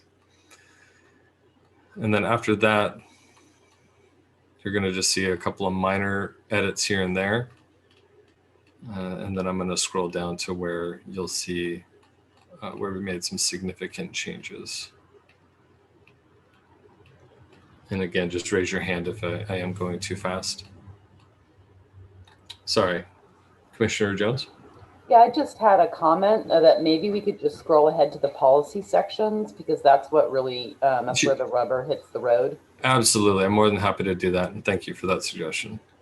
So Aaron, if I may, through the chair, Aaron, for clarification, can you remind us that as part of the process, you did an initial reach out to CAL FIRE to take a look at those areas using a checklist that would be needed to be looked at as part of the scope, correct? Yeah. And as part of this process, so CAL FIRE does an initial review of the existing element. They identify all of the gaps. They essentially indicate, here's all of the areas where you are not meeting the current requirements. That really was used as the guide for how we approach the update. And so then the new goals and policies that we've developed are really in response to that initial review by CAL FIRE. And then CAL FIRE's second review is focused on, did we then meet all of those areas where they originally had knows, and then working with CAL FIRE staff through that review, the final element changes that were necessary to make sure you have yeses across the board. So now I'm going to scroll through the policies. So we really didn't touch any of the policies for the most part in this initial section. I'll show you where the first major update occurred in policies. Again, a lot of these policies are just minor grammatical issues that we wanted to correct. And so I'd just like to let the commissioners know you have this red line document in your email at this time, and it is being posted to our website at this moment. So thank you. So the first major area of update to any policies was in policy DE 24. And that's now up on your screen.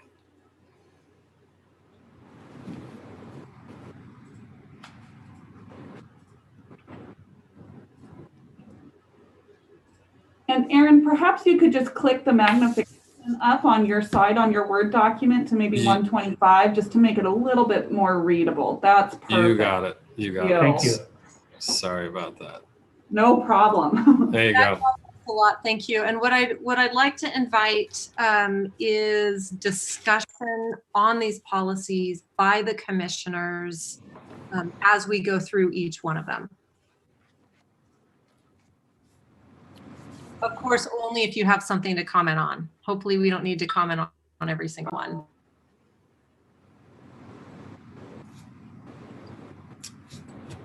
And then I'm happy to move forward when everyone is ready. Go ahead. Okay. All right, moving forward.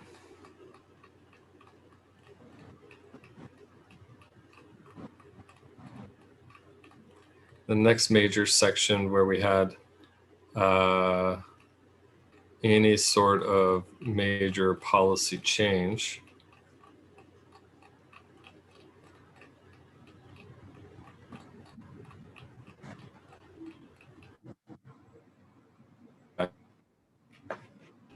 And this is a whole new section. I apologize. One right before that under transportation. So we did add one action under policy DE 128. And this was really just a collaboration policy between the transit authority and school districts about the emergency use of buses and drivers.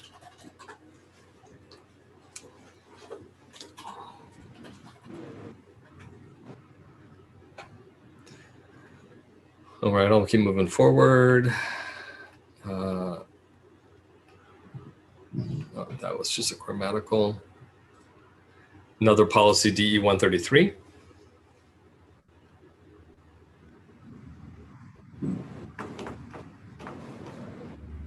And again, a lot of the policies in the transportation section were really focused on evacuation concerns. So policy DE 139.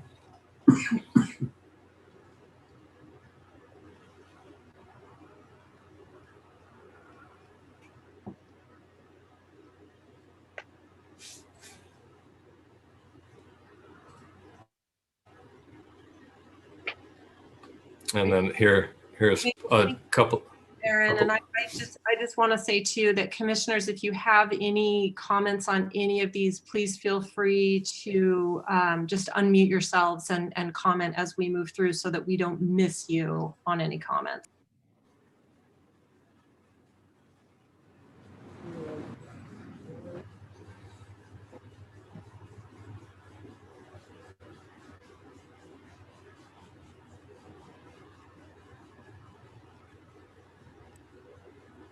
And Aaron, so that we know where we're all at, if you could just read through those new action items and policies, I think that'll help us all be in the same place at the same time.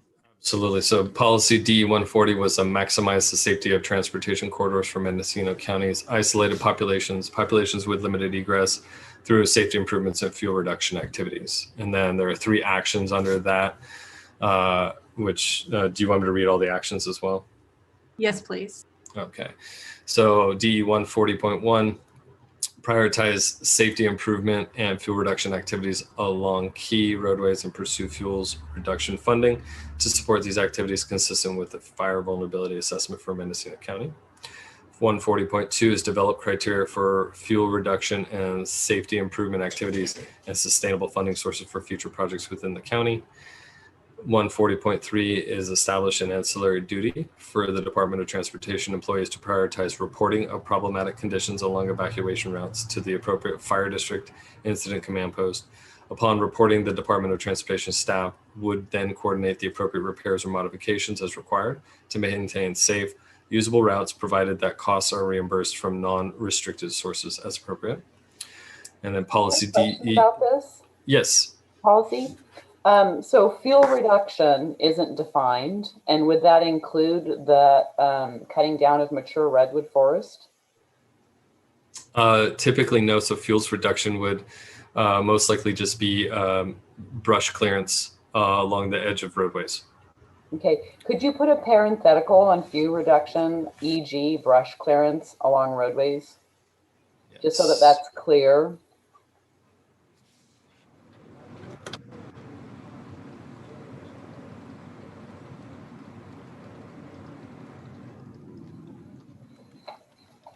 I have all these eyes watching me, so my typing is going to be It's all terrible. right. It doesn't have to be perfect. You can always clean it later. Okay. Aaron, I have a quick question on action item 140.3. Is it anticipated that this ancillary duty for Department of Transportation is during emergency situations, or this is on an ongoing basis? So in working with the transportation department, this would be an ongoing basis. It would essentially be as staff is out doing their daily activities, that this is now something that they want to look for as part built into kind of daily life. Our goal here is to not add things onto their plate as a whole new duty, but just make sure that this is part of the checklist that they're just doing on a regular basis. If Well, I may, yeah. Nash Gonzalez, I wanted to bring to your attention that at present, the Disaster Recovery Department or Division of the Executive Office is working with transportation as well as our grant writer to secure grant funding through hazard mitigation funding that's out there, to as well as CAL FIRE grants to address vegetation clearance along Ore Springs Road, Ukiah-Kamshi Ore Springs Road. So currently there's an application being submitted as we speak to CAL FIRE that would address some of these issues. And again, it does require, as Aaron pointed out, that the Department of Transportation be involved with this, at least to define scopes and so on. So this is something that as the county, we are looking at a lot of the roads and basically looking at where we can apply funding to do some of these things. And again, it's, as Aaron pointed out, it's along county roadways.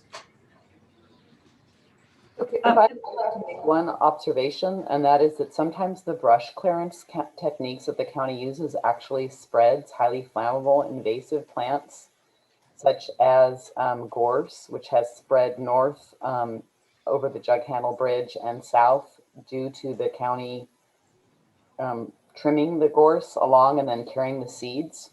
And the same is also true for pampas grass. So I don't know if there's some way you can write something into this that they take some care to that, because it in some ways it makes the problem a little bit worse. There may be a. Oh, my apologies. Nash, go ahead. Chair, this is something that we can work with the Department of Transportation, but I don't think we want to become too specific in the general plan. Otherwise, it may hamstring us going into the future. And there are a couple of other policies about brush clearance later on as well. Okay. And you'll just put that definition, like fuel reduction means brush clearance, because you use fuel reduction over and over, and I wouldn't want it to just apply to that one policy. Yeah. Yeah, great. And if I may, just this is a more of a procedural matter. I just want to let the commission and for the benefit of the public know that this document, the red line that's being reviewed on the screen, is posted to the web page. You may have to refresh the meeting agenda in order for it to fully appear there, and may have to refresh once or twice, and then you should see the document. It's the first underneath this item. Thank you. I have what might be a very stupid question, but on action item DE140, the first one, I don't know why the 140 has been crossed out and now it's Z.1. Can you, I don't understand that. Oh, thank you. Thank you. Yeah, it looks Okay. like it's something that accidentally got deleted. Wonderful, thank you. Okay. I'm sorry, I don't want to belabor the point, but I'm still curious on the action item 140.3. If this is a part of the ongoing activity of the Department of Transportation, I'm unclear why the reporting entity is the incident command post. Maybe I'm just not familiar with the correct terminology, but typically an incident is a time frame limited type of activity, correct? Correct. And one of the things that we did was we wanted to make sure it connected back to whoever was the responsible agency for brush clearance and vegetation management. And so we use fire district incident command post because every fire protection district in the county could be considered its own incident command post. While it may not be an active incident, you're going to want to make sure you're communicating back. So what we could change it to is fire district, or entity organization. We could always soften that language. I don't think that would make any have any concern. Okay. Yeah. I mean, it just seems like, again, Nash's point of not making it overly specific to the point where we're defeating a purpose. It seems like it could just read fire district or fire district command post. I don't know. I don't know the exact correct terminology, but I just read incident command post as something other than what I think the intended purpose of this is. Yeah, and we can find another term. It could be fire management organization. We can always wordsmith that, but thank you. I do understand the concern. And then policy DE 141 require all new development, redevelopment, or major renovation applying for discretionary approval to address ingress egress issues to facilitate effective evacuation. And there's a action under this 141.1 to develop a constrained access implementation plan for residential neighborhoods with limited ingress egress or a high degree of fire vulnerability within the county based on the Mendocino County evacuation plan. And is limited ingress egress and ingress egress issues defined somewhere? It's defined in the evacuation plan, but again, this is also left with some flexibility so that the county can use that particular implementation plan to create the final definition that will be used. Thank you. Can I ask a question about how this would be operationalized? So just for example, Simpson Lane is considered a place that has limited ingress and egress in the case of a fire. So if somebody wants to do a new 3-unit development out there, or they want to build a home, how do they address that? Or are they just not allowed to build a home?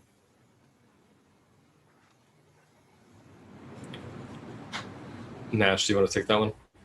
Are we muted? No, we're on mute. No. So basically, these would apply to discretionary permits like a subdivision. And again, a lot of this is going to be defined further when SB 5 actually daylights out of the committees at the Senate.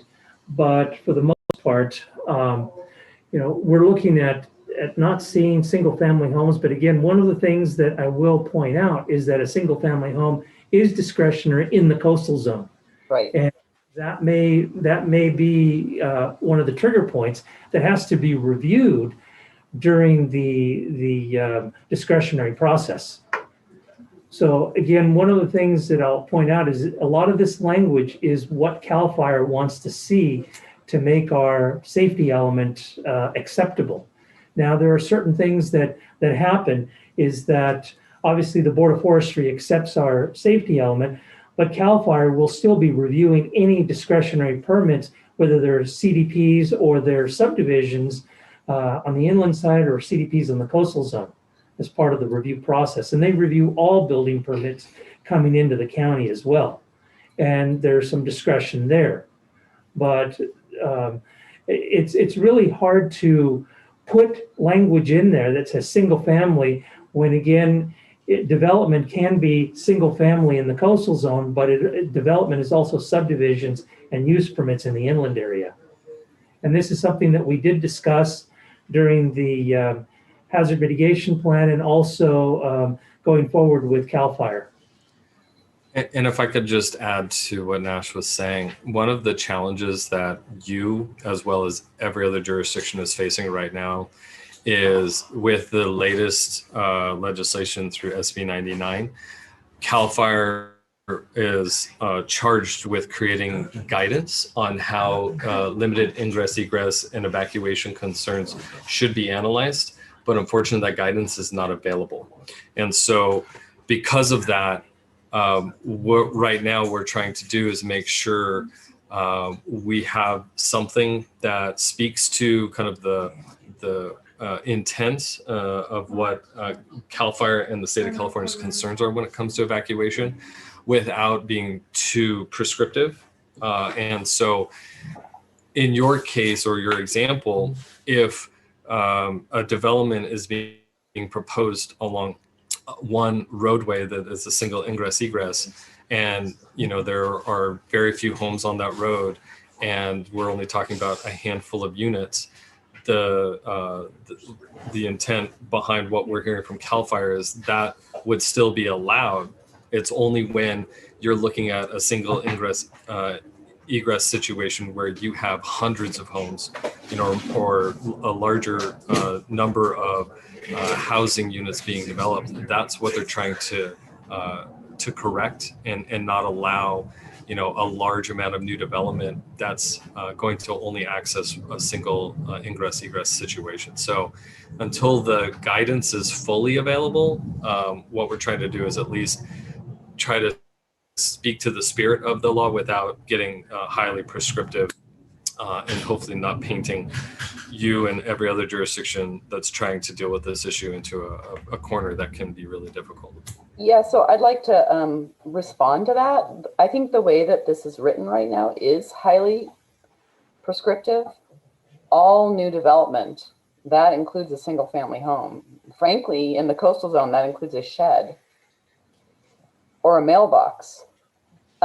So I think you need to, I would approach this in one of two ways. One is just rewrite the text so that you will, all new development shall comply with CAL FIRE's requirements vis-a-vis ingress and egress. And just leave it at that so that it can evolve as it needs to.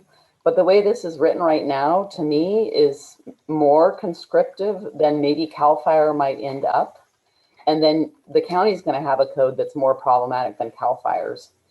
So that's one option. The other option would be to put a bracket around the all new development, redevelopment, or major renovations of more than 5,000 square feet, or subdivisions of more than, or major subdivisions, a new development, redevelopment, and modification of more than 5,000 square feet.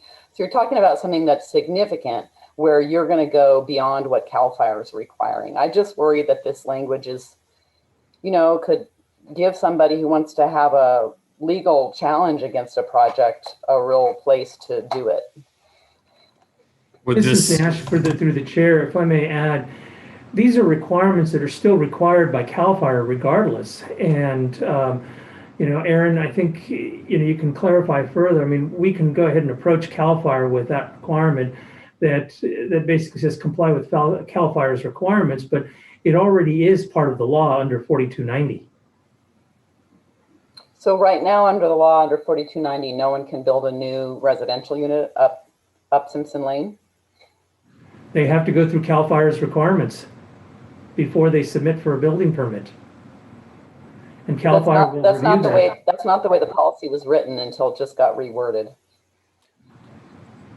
And this rewording should be fine. Yeah. And again, we'll speak with CAL FIRE on this to see if that's acceptable, but that's fine.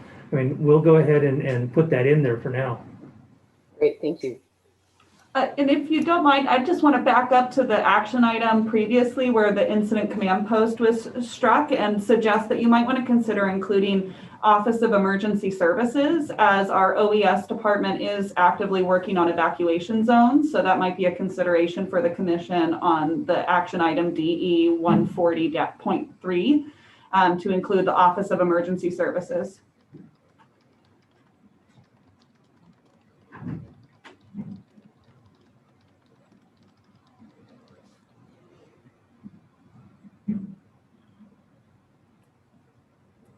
How's that look?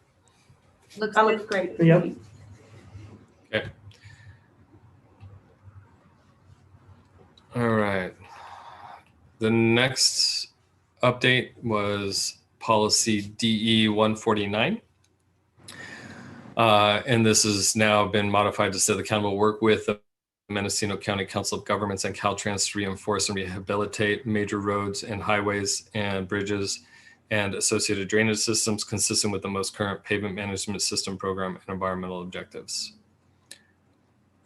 So just kind of an expansion of how there's more than one entity that needs to be, the county needs to work with.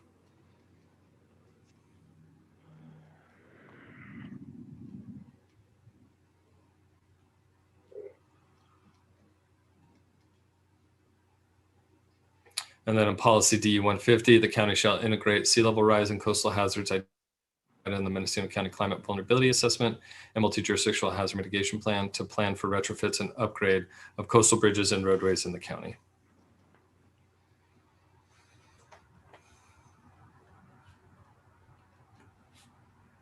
All right.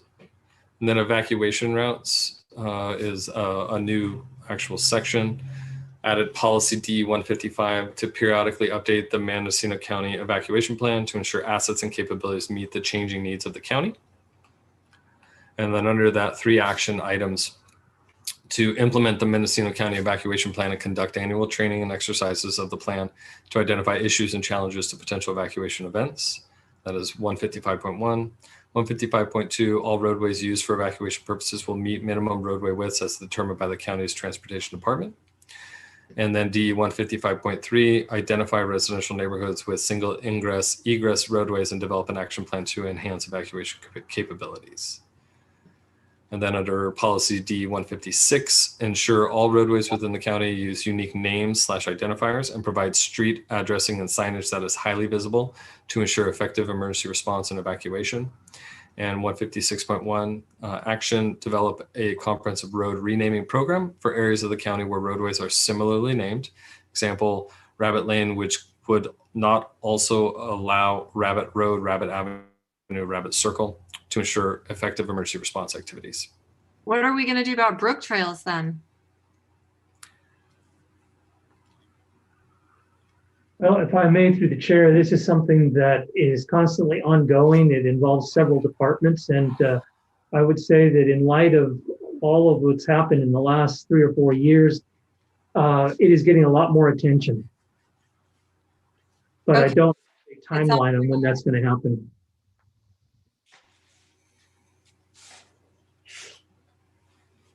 That was just a comment. We can move on. Right. And then we had one additional policy DE 168. County shall coordinate with Mendocino Transit Authority to ensure alternative routes are available if roadway infrastructure is unusable after a hazardous event.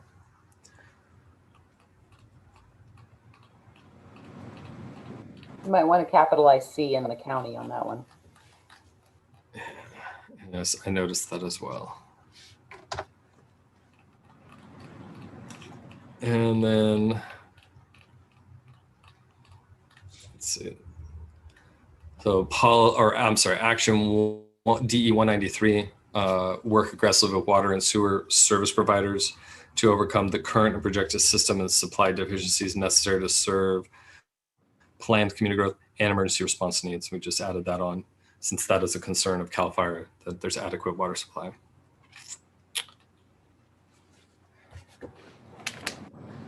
And DE 195, that's actually just a modification for grammar purposes. And then we have DE 198. This is the county shall coordinate with water and sewer system providers to ensure that water and wastewater treatment facilities are protected from flooding and erosion hazards.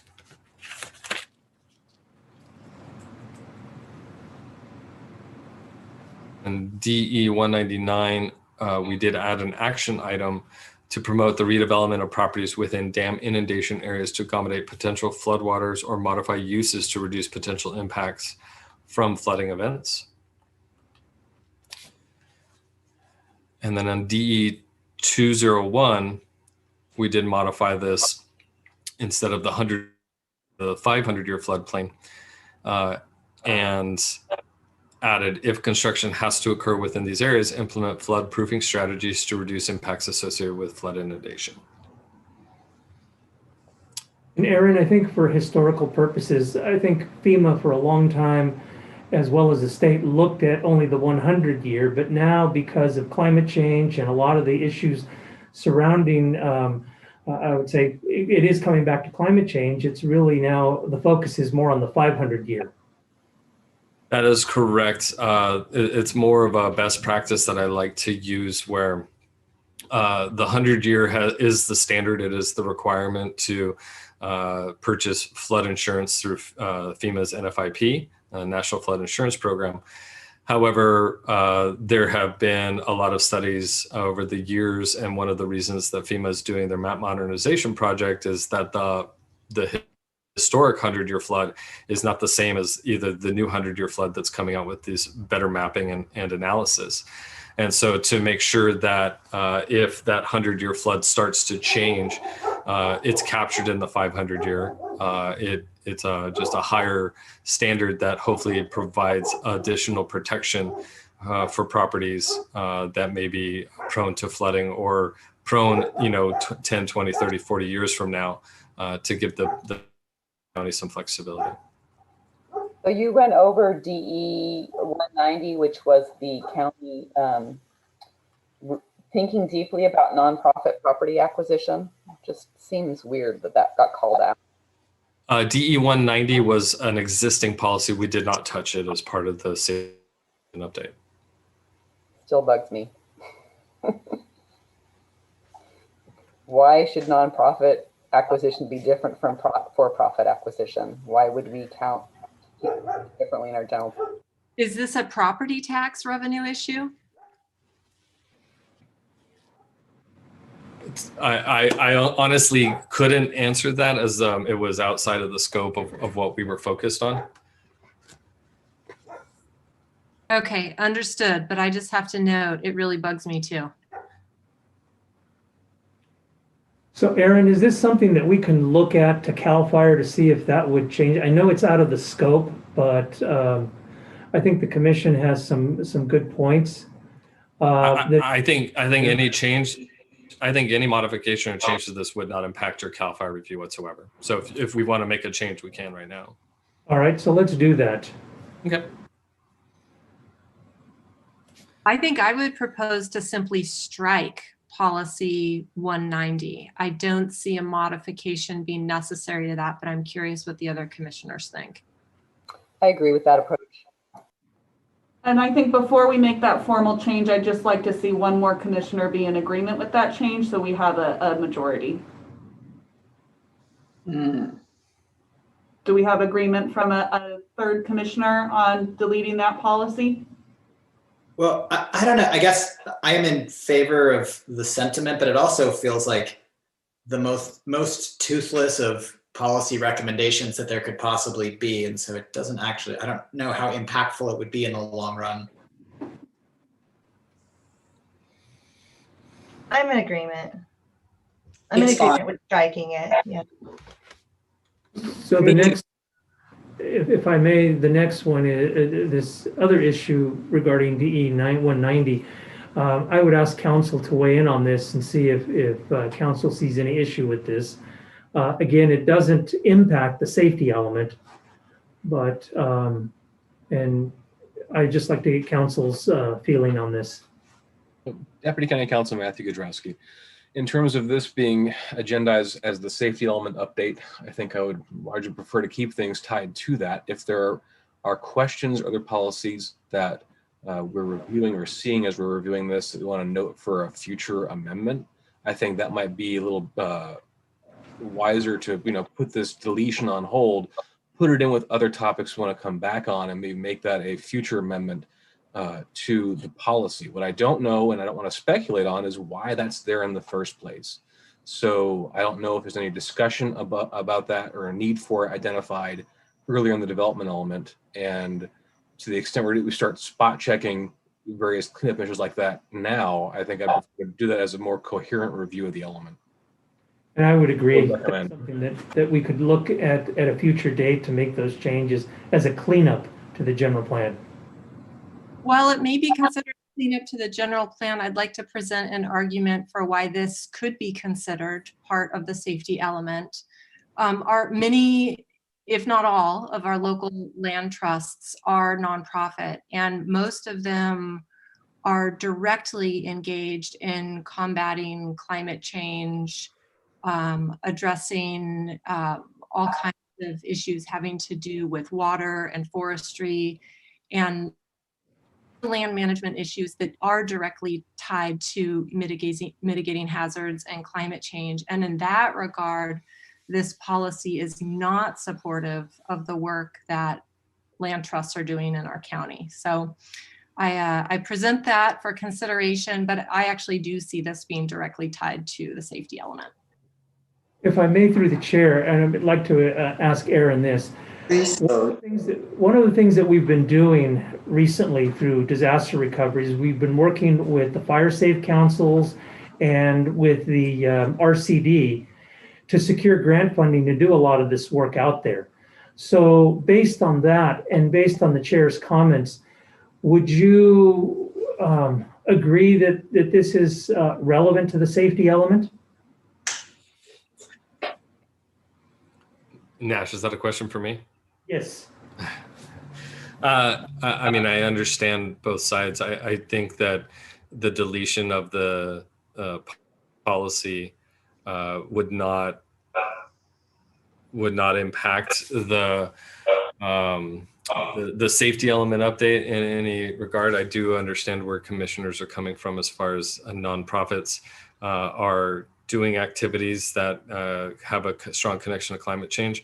I guess the perspective here is, does this policy prevent them from continuing that on? If this policy prevents them from continuing that on, I could see that making that connection. If this policy has no bearing to their current activities, then I don't see the need to delete it today versus wanting to delete it tomorrow after the day after the element's adopted. So that's my take on it. So in essence, to date, whenever we've submitted grant applications, the question always comes back to the general plan, and nothing has been precluded to this date that I understand that has affected any funding to the nonprofits. I would just like to point out that there are changes throughout the document that don't have to do with any policies that are related to public safety. So to me, a little bit, this is kind of a red herring. Just my take on it. Again, one of the suggestions through the chair is that we can flag these policies and bring them back as a cleanup. If county council feels it's problematic and overstepping our bounds today to delete policy DE 190, then I would defer to council on this. I do feel as though although this is a relatively toothless policy, as Commissioner Paulin had mentioned, I do think that it runs contrary to our climate change goals. And so that's why I'm still supporting striking this, but I don't want to get us into legal trouble today. Deputy County Counsel Matthew Godrowski acknowledged that, and this is something that the commission can take and review if we're going to continue this item to the next meeting as well. But this is at the same time as making the substantive safety element changes, the consultant has made what it believes are grammatical changes or fixes throughout the document that presumably don't affect policy one way or the other, but are just targeted at minor cleanup changes as they were going through the document. For this policy in particular, I would concur there's not a whole lot of direction that it takes or is giving to the county. It's saying the county as an entity before it formally supports acquisition of private lands. I'm not sure how often the county takes that position in any event. It should research and consider that in terms of what's going on. So I don't know that it's doing a whole lot now. We can, if I don't have a problem. If a majority of the commission would like to recommend that it be deleted as well, we can take that forward to the board. The issue that I raised earlier was just keeping in terms of what we're talking about and how this is directed at safety. Nonprofit acquisition of land, I see the connections being made by Chair Purnell to how that could potentially impact safety issues, but on its face, it's something that if we have other issues that we're seeing that also are either on the fence or not necessarily tied to safety related issues, we can just take that under advisement and get a running list going for staff to start be thinking about in terms of updates for the element. Okay, thank you for that. So in deferring to council on this, let's simply flag that and keep a running list going. Thank you. I did put a comment bubble in the Word document, so that way we have that flagged. All right, so moving on, we went through some of the drainage policies. Policy DE 203, recommend new developments within the 500-year floodplain adhere to the same regulations required within the 100-year floodplain to the greatest extent practicable. This again is just providing some additional flexibility to accommodate future changes. Policy DE 209, protect and enhance critical facilities and infrastructure from existing and future flood hazards resulting from climate change. And then we move out of that section and under the other utility systems policies, policy DE 215, county shall work with communication providers to install redundant facilities in isolated areas, reducing the change of service degradation or outages, emphasizing communication facilities that provide essential services to support social and economic needs, including wired, wireless, and satellite communications. And then a new policy DE 217 to prior. Shouldn't change be chance? County shall work with to produce all redundant facilities. You are right. Thank you very much. Sure. How many times has this document reviewed? Always a new set of eyes, right? Yeah. Policy DE 217, prioritize enhancement of utility systems in areas of high hazard potential, wildfire, flooding, landslides, to ensure services remain operational and effective. And this is connecting to policy DE 219, which is actually an existing policy that was already in the element. And then we just made a couple modifications, including a new bullet that says promote design elements that allow for greater social distancing and protective measures, ventilation, physical barriers, space for staff to accommodate county and community needs during health related incidents. And I'm sure you can understand where that one is coming from. Yeah.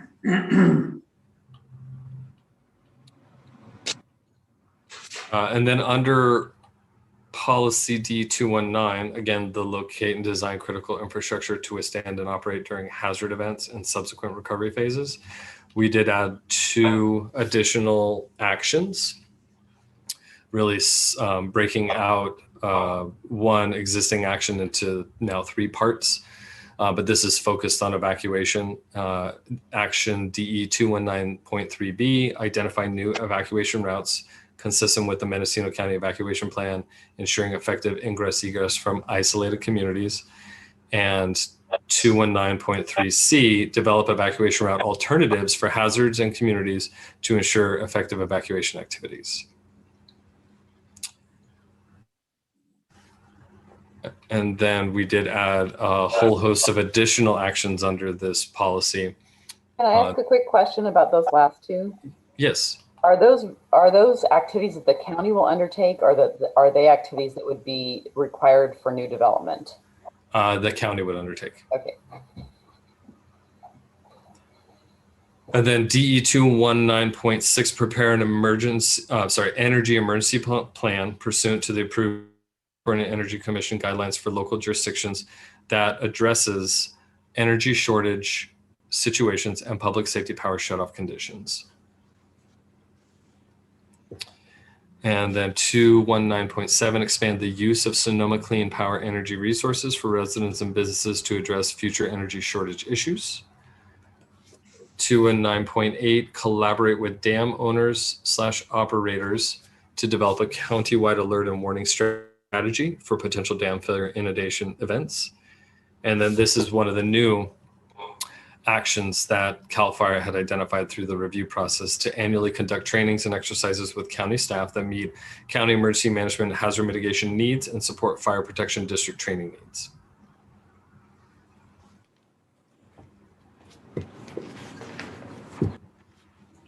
All right, moving down the list. So under policy DE 220, development shall not hinder the maintenance and use of routes and sites critical to evacuation, emergency operations, and recovery. We included a new action item 220.3 to regularly update Mendocino County's Community Wildfire Protection Plan, Multi-Jurisdiction Hazard Mitigation Plan, Capital Improvement Program, and Emergency Operations Plan to ensure consistency and effective hazard risk reduction.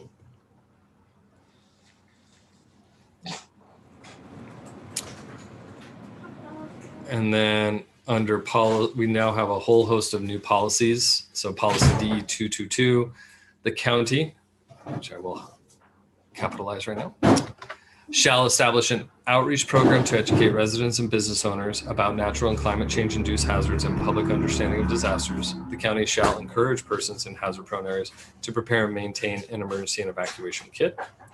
Policy DE 223. County shall collaborate with community service and faith-based organizations to ensure that the information and services related to emergency preparedness are made available to persons with limited transportation, communication, and other lifeline resources and services. Question about this policy: why is faith-based called out? Couldn't we just say community service organizations? We can. I think we were just trying to be comprehensive. But yeah, we can always just say community service organizations.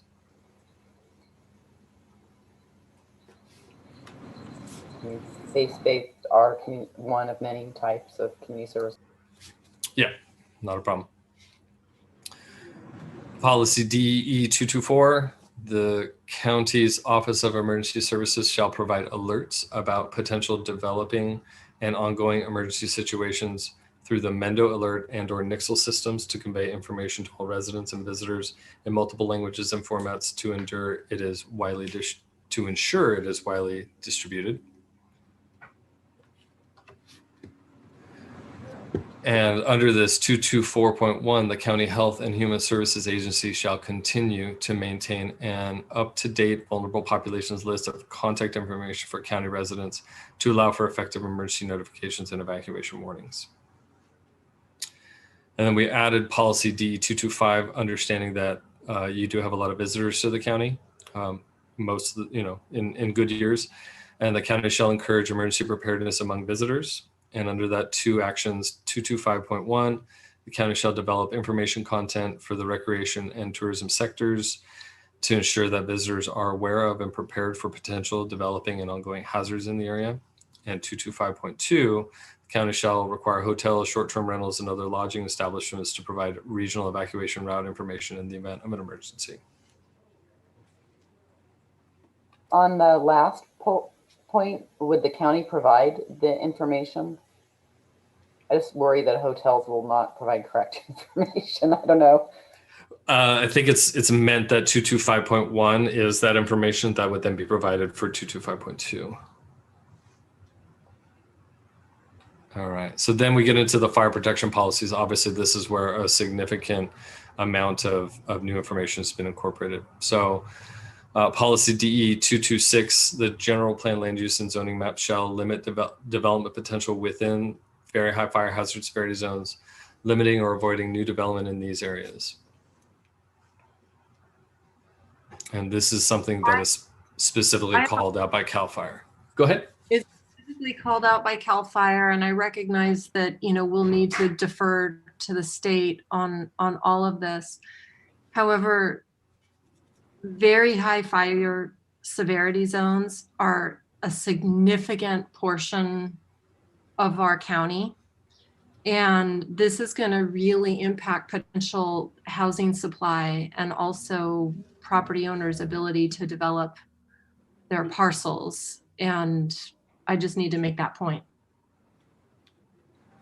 Thank you, Chair. I mean, this is one of our concerns as well, too, because we're following SB 5 quite a bit on this one. But this is the direction that the state is heading in right now. One of the things is that when this language was put in there, it basically says limiting, but it also says or avoiding, but it doesn't say prohibit. And Aaron, you can talk about this one, but it took some working with CAL FIRE to be able to do this. That is correct. This does not say that it's not allowed. It's generally what CAL FIRE is looking for is that you're promoting development in the safer portions of the jurisdiction. And right now, the very high fire hazard severity zone, while the county has a large area, it is not as large as the high. So it's the smaller of the two. So it doesn't mean that you're wiping out a extremely large area, but regardless, it's still a sizable portion of the county.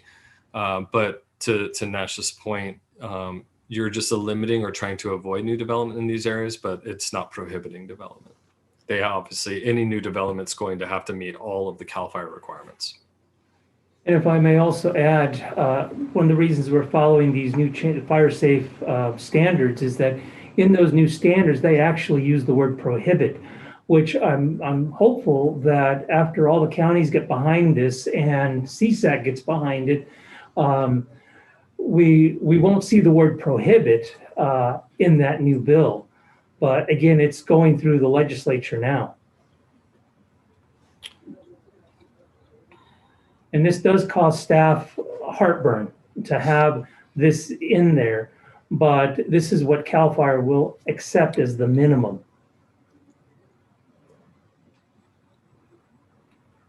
Thank you. So then policy DE 228, we've amended some of the existing actions that were already in the element, but we also added quite a few more. So action 228.1 is work with CAL FIRE to administer the fire safe guidelines and fire protection programs for state responsibility areas and development interfaces within the high and very high fire hazard severity zones. And then policy or new actions 228.2 require new essential public facilities, fire stations, hospitals, and healthcare facilities, emergency shelters, emergency command centers, and emergency communications facilities to be located outside of the very high fire hazard severity zones to the greatest extent possible. 228.3 require existing essential public facilities located in the very high to be retrofitted to reduce vulnerability to wildfire hazards. Action 228.4, disseminate evacuation criteria for the evacuation of residential neighborhoods in accordance with the Mendocino County Evacuation Plan. And then 228.5, develop an inventory of vulnerable populations parentheticals, senior housing, group homes, multifamily housing, etc., structures, roads, utilities, and essential public facilities within the high and very high fire hazard severity zones to be incorporated into the county's EOP. In the areas highlighted in yellow are additions that CAL FIRE requested. And then Action 228.6, expand the Mendocino County Evacuation Plan to include evacuation and shelter in place plans for vulnerable populations, locations, and effectively communicate this information to the relevant first responder agencies. Aaron, can you please clarify EOP for the commission? Sorry about that. It's the Emergency Operations Plan. Thank you.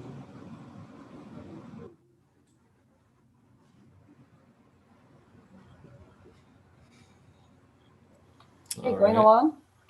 229. So definitely heard that there was a comment or concern about this. So action item 229.1 was added. This is a state requirement that applicants seeking discretionary approvals within and adjacent to the high and very high fire hazard severity zones within the county will be required to prepare a fire protection plan, which must be approved by the fire code official. That may include, but not be limited to, mitigation strategies that take into consideration location, topography, geology, flammable vegetation, sensitive habitats and species, and climate of the proposed site.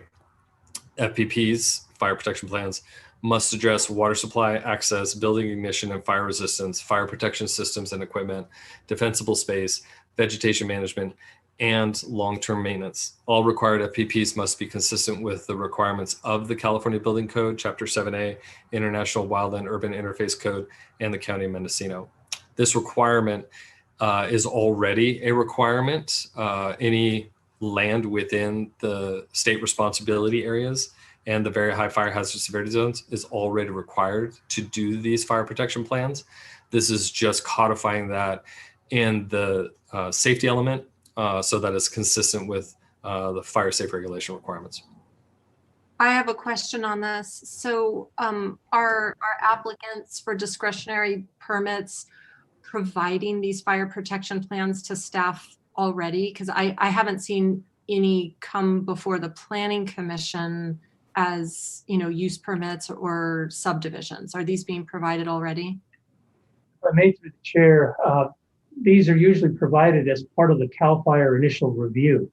And what the commission generally sees is in the discretionary applications or in the comments section, it will basically just say comments received from CAL FIRE. So they have to address all these before they actually move any further. So whether it's a discretionary permit like a use permit or a subdivision, they have to address those in the very beginning. So we tell them they need to go to CAL FIRE to be able to move further into the process. But as this policy now becomes codified, we will need to make some changes to our application process to define it even further, because oftentimes we get incomplete applications without the CAL FIRE review. I don't know if Julie, you want to add anything? Sure, and then the only additional thing I'll add is, you know, once the project is approved at a discretionary permit level with the building permits, you also have to provide the CAL FIRE clearance. And then prior to receiving your final inspection, you have to obtain their final approval on whatever construction has occurred. And we always condition our discretionary permits with the standard condition, condition 5, that requires that you conform to all regulations of other state, local, and federal agencies with jurisdiction over the project.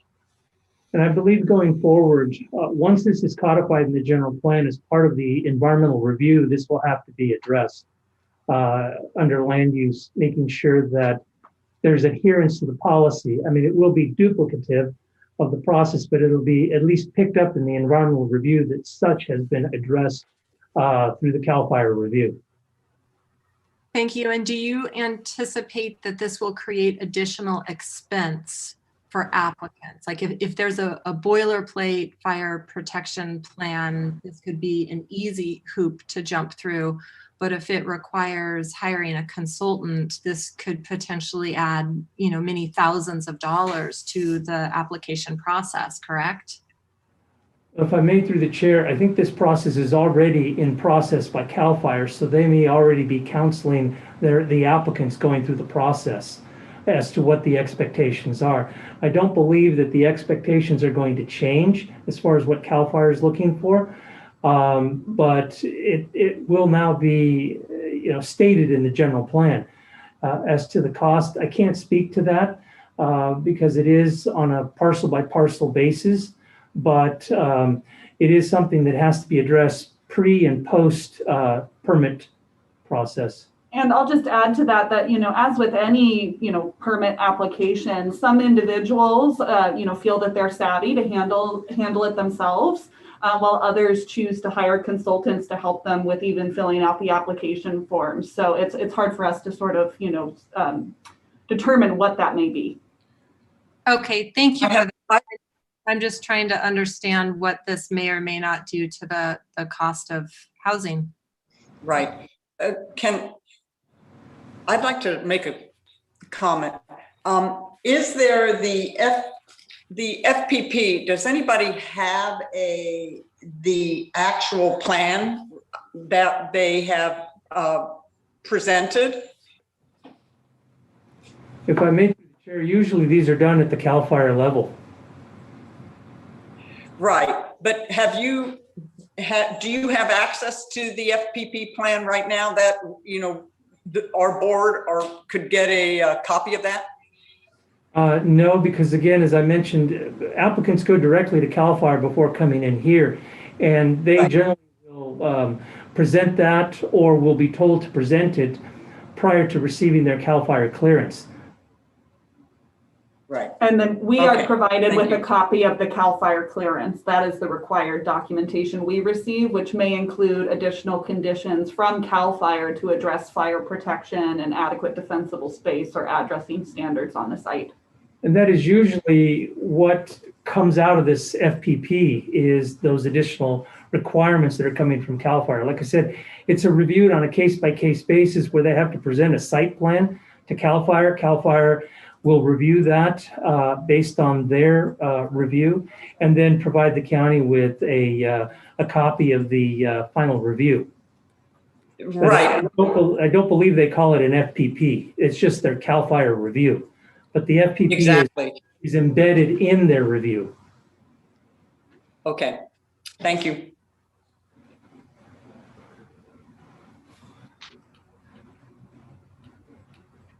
All right, so then policy D 230, approval of parcel maps and tentative maps and SRAs or very high fire hazard zones is conditional based on meeting the SRA fire safe regulations and the fire hazard reduction around buildings and structures regulations, particularly those regarding public and private road standards for ingress, egress, and fire equipment access.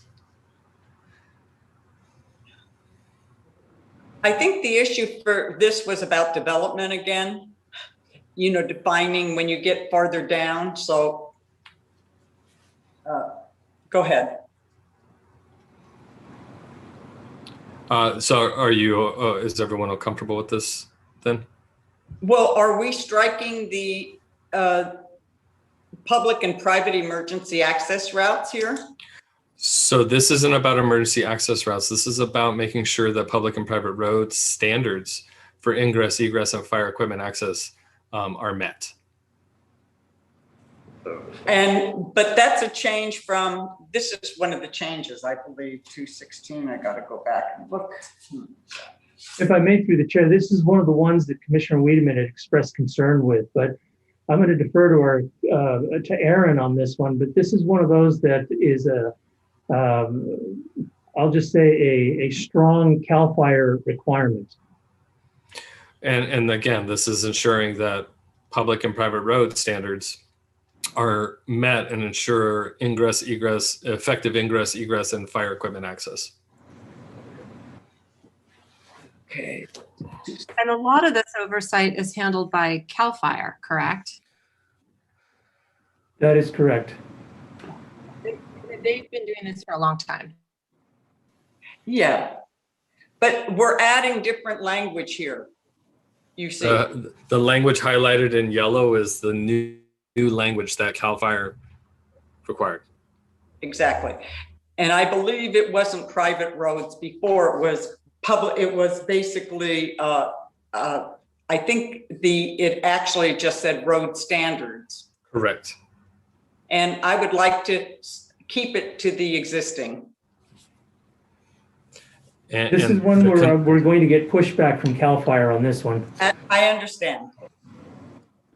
And CAL FIRE it already goes out on private roads to enforce those road standards. I mean, I know the people that do those jobs, and they have been doing that for a long time. So I think that this reflects not only the current requirements, but also what CAL FIRE's been enforcing for many, many years now. That is correct. And they just want to see it in our policy document. I don't see that on the coast, though, just for your information. Well, and just if I can clarify, I think it's important to read the first part of the sentence that discusses this is related to approval of parcel maps and tentative maps. So this is talking about creating additional density in these areas. So, you know, that's where this, you would really want to make sure, I would believe the commission would really want to make sure when approving creation of new parcels, that those new parcels are going to meet all of the required standards, and that you're not creating a community that has, you know, any sort of emergency access issues associated with it. No new death traps. Exactly. Right. We get that.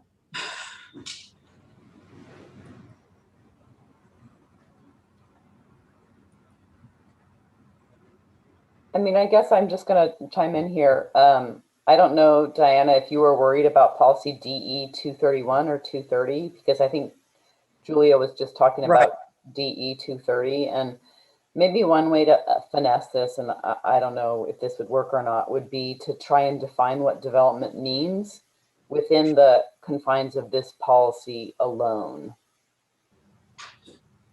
Are you talking about 231? I'm talking about 231. Okay. Yeah.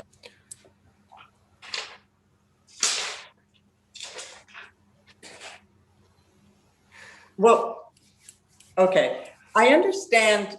I'm just going to go back because this is probably the major issue that I'm concerned with on this whole document here, one of them. And I just don't see why we need to change, you know, encourage road standards, which we had originally in 231 and others. And the reason I have a problem here, and I'm going to say it, I understand a lot of people have developed down private roads, and we know future development, people can't necessarily get subdivisions down private roads. You know, they can, but the county doesn't take any responsibility when there is a lot split around private roads. So that's my concern. I think there's like a double standard where the county, when we see private roads, and I remember county council several times that says, well, that's a civil issue when things come up. So I know this is CAL FIRE, this is state, but I just don't really see you know, and I understand when you're looking at a minor parcel split or a subdivision, or that's a different thing. But when you're reading like 231, or which is you're referring to 231s, now you're just really opening up to existing. So maybe I can just clarify a little bit on private roads and such as it relates to subdivisions, and that might help here a little bit as well. So when somebody's looking to get a subdivision approved out a private road, they do have to bring that private road up to current standards. And our Department of Transportation will determine what those appropriate standards are. And likely if it's in a state responsibility area, that also requires input from CAL FIRE as part of that. Then as a required condition of approval, the county would go out and ensure that those requirements have been met, or if they're CAL FIRE requirements, CAL FIRE provides a letter of clearance related to that subdivision. I think the confusion about where, you know, we say those are civil matters are when it gets into whether or not there is an easement, a private road easement, and whether or not that is sufficient for approving a particular project, as opposed to when you're working through a subdivision, that is a required finding that the county must also make, that there is adequate access out there. And we are looking at what are those road access easements to serve those new parcels. So I think there just might be a little bit confusion about that scope of what the county looks at for private roads versus, when it's a subdivision versus when it's an individual project being proposed on a private road, if that makes sense. Good point, Julia, and I'm just going to follow up is that a lot of people have developed parcels with prescriptive rights down private roads. They don't have easements. And so there's the hook. It's one thing if it's a deeded easement, and that's on everybody's title.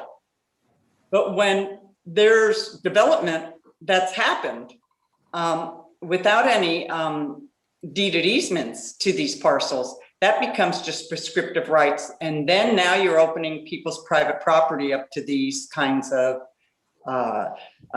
regulations.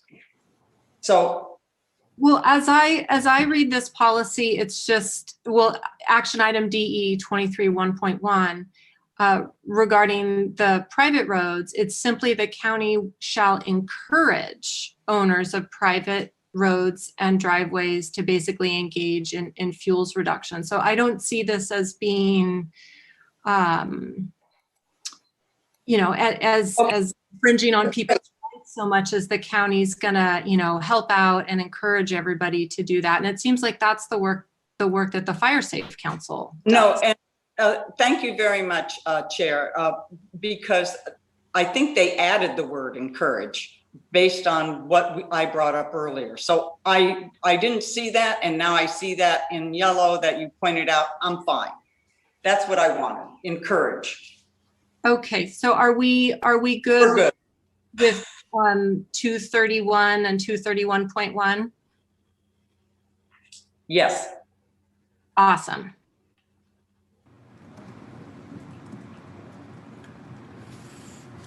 Policy DE 232. So new development in the high and very high wildfire hazard severity zones and wildland urban rural interfaces shall incorporate the following.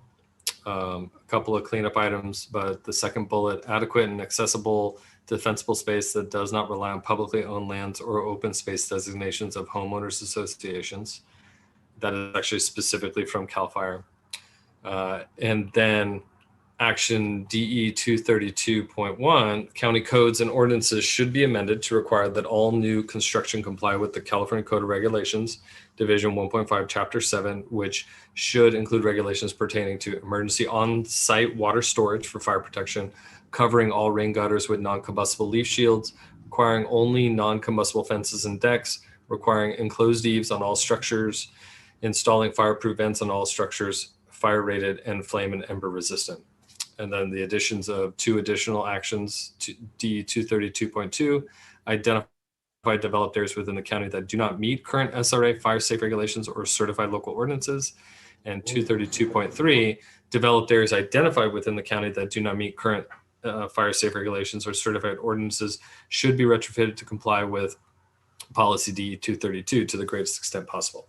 So per my comments earlier at the end of the first bullet point on the page you're on, we were going to add to allow construction of on-site water storage facilities as a permitted use by right in all zoning districts. If I may, through the chair, these are things that in the coastal zone, they require a CDP. And in order to do that, it would require an LCP amendment as well as a change to the zoning ordinance for the coastal zone. Very much supported inland, but again, it depends on the water storage facility. Those require building permits for the storage of water. Yeah, and a permitted use by right doesn't get you out of needing to get a building permit, obviously. And I think if you need to get a coastal development permit, you often have something that's a permitted use by right, and you still need to get a coastal development permit for that activity. I guess I'm not seeing the conflict.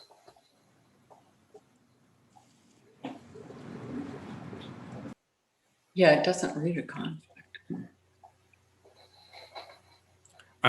Again, this will not affect the CAL FIRE review. I think it really depends on county council. Also, I will just add that, we see this very often included with proposals for development, and it typically comes from CAL FIRE that there may be a requirement to have, say, like a 2,000-gallon water storage tank with a fire hose hookup on the outside of it. Oftentimes, it's required for any sort of reduction in setbacks or where they see there is a critical shortage of water supplies for fire protection. So I don't see any concerns with the added language by Commissioner Jones at this point. Thank you.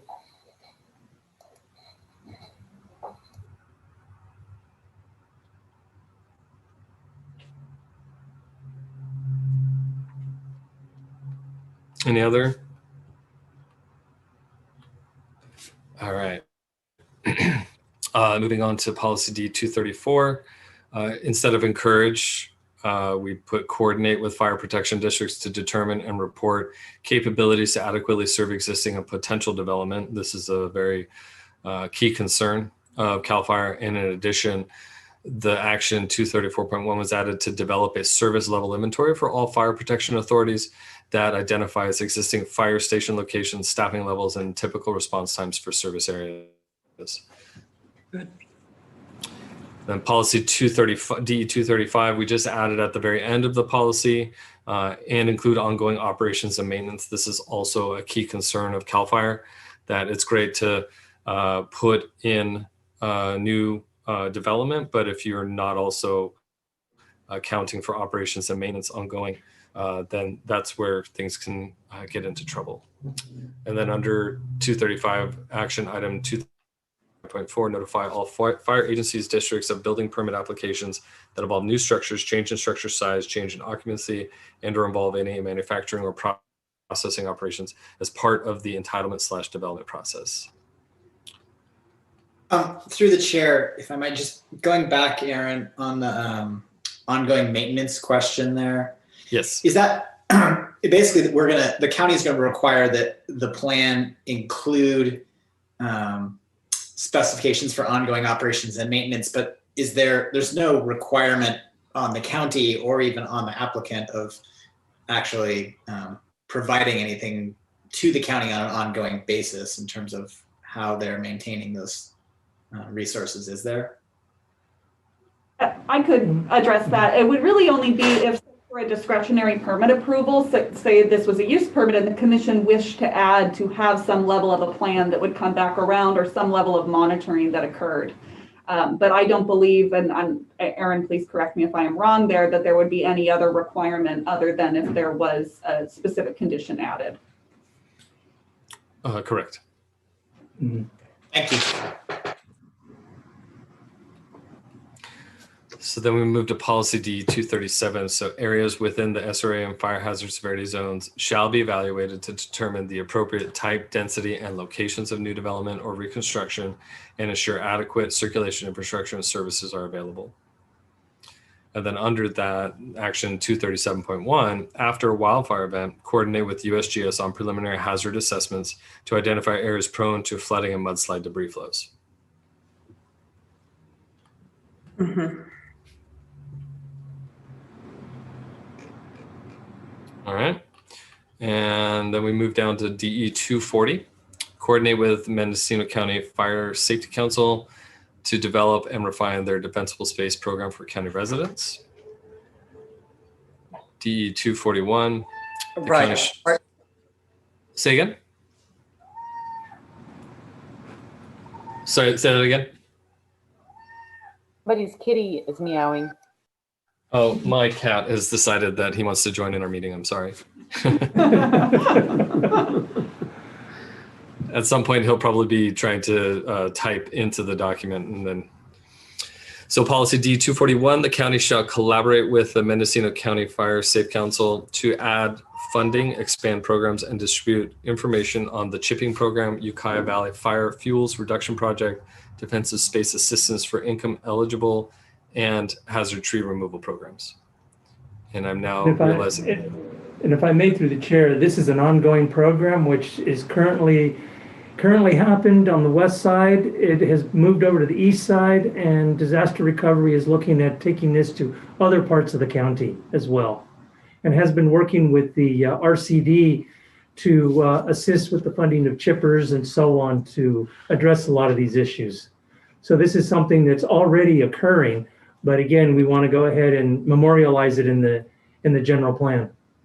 And that's great. And to that effect, I'd love it if we could add that policy that I recommended, that the county shall work with local communities to engage in and facilitate abatement of highly flammable invasive weeds. Do you think right here is where you were thinking? Yeah, it it kind would of go? fits with tree removal and defensible space. I mean, it's all part of that milieu. So Sure, and I think, go ahead, sorry. The county shall work with local communities and property owners to engage in and facilitate abatement of highly flammable invasive weeds. And you can do it such as gorse, French broom, eucalyptus, etc.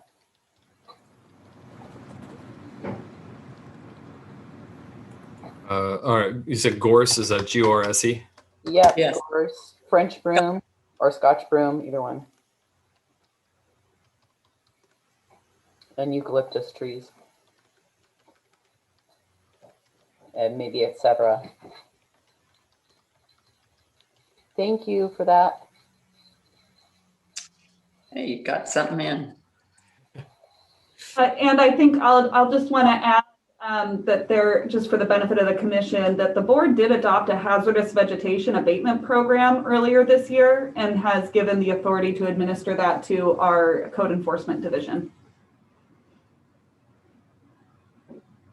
That's awesome. All right, so policy DE 242, the county with tribal nation governments and communities within the county to complete vegetation and fuel management projects surrounding their communities, including public and private roads. I would say encourage.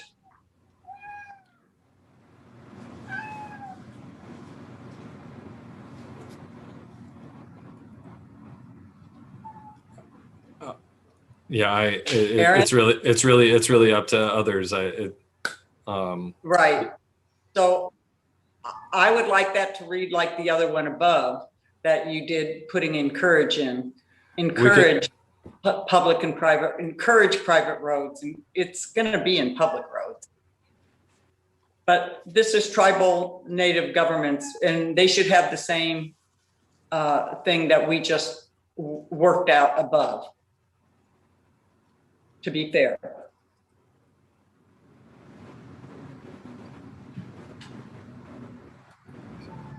So then are you thinking this would say, you know, at the end of it saying including encouraging such activities on Public and private roads?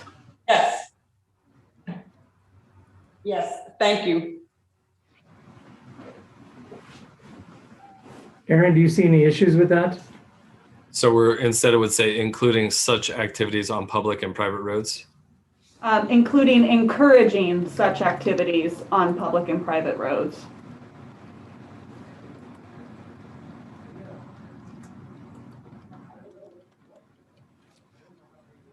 Thank you.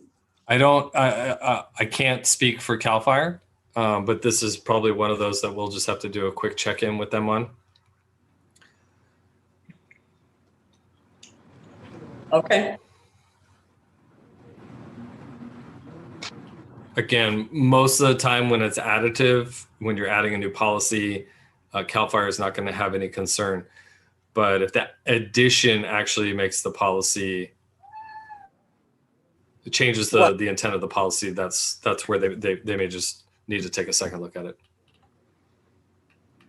And we did have under the geologic conditions policies, policy D 252, new developments, redevelopments, major renovations on properties with significant geologic hazards should be evaluated for density transfer potential and or cluster development to minimize the hazard mitigation footprint and development requirements.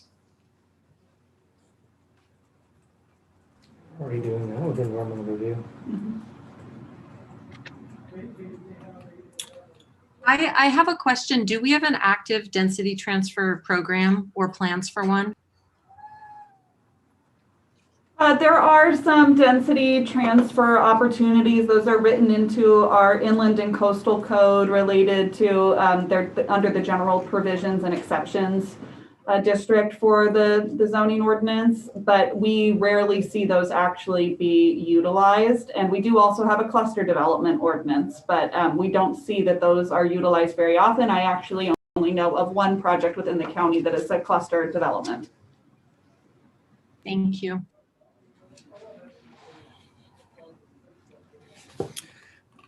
I'm moving down the list. So this is under seismicity policies.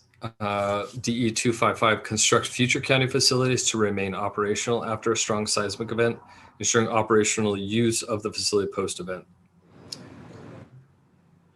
And then policy DE 256, restrict development along active fault segments to open space and other low intensity uses unless adequate room is available for setbacks that ensure life safety and property are adequately protected. And if I may, through the chair, how DE 256 is typically addressed is as part of a subdivision, a geotechnical analysis has to be submitted, and it basically relies on the study that is produced by the geotechnical engineer as to how the project can be mitigated and developed in such a way. And that actually comes from the Public Resources Code. So all this policy is doing is just reinforcing what's been in the Public Resources Code for the last 20 years. How this didn't get flagged by CGS in 2009, I'm not sure, but this has been a longstanding practice that we've seen in the Public Resources Code. I think we do have these. Oh, go ahead, Aaron. I would just say, I think one of the things that this does too is it provides a level of transparency for proposed developments, so that when an applicant comes in, this can help them understand, I do have an active fault segment. There are ramifications to that. And it's now better understood from a policy standpoint before you get all the way, or my apologies, halfway through the discretionary approval process and realize now you've got to jump into a whole new set of studies that you weren't expecting. And the only additional comment I was going to add, just for the benefit of the commission, these areas with active fault lines on them are designated with an SS or seismic study combining district within our zoning regulations that are applied over the top of it. So that way it highlights it to staff when looking at an application or a project on a particular site that there are concerns with that property. And if I further may add, this is all based on the Alquist-Priolo Special Studies Zone Act. Yeah. So the county took this on many years ago, and I actually added that SS combining district. Good. I think it's good. Let's see, that is a cleanup item. And then under the health policies, right here, we added in DE 264, the county shall ensure that free or reduced cost vaccinations for vector-borne diseases are available for Mendocino County residents. And then DE 265, the county shall encourage agriculture and timber industries to provide adequate personal protective equipment during smoke conditions and adequate drinking water, shade, and rest periods during extreme heat conditions for outdoor workers. And under that, an action 256.1, county shall develop educational materials about extreme heat conditions and health concerns for industries that employ outdoor workers. And then we have policy DE 266, the county shall coordinate. Aaron, sorry, can I just ask just a quick question before we get too far? On the DE 264, oh yes, vector-borne, it's just described or defined as for vector-borne diseases. Are we talking about like West Nile virus, or is aerosol transmission a vector-borne disease? And why is it listed as vector-borne? Usually it's the vector-borne is just kind of the common term, but it would be for things like measles. My apologies. It's just the term that we used. I can provide you with a further clarification if you need, but I can't off the top of my head give you the exact definition of why we use the term vector-borne. Maybe just use contagious. Yeah.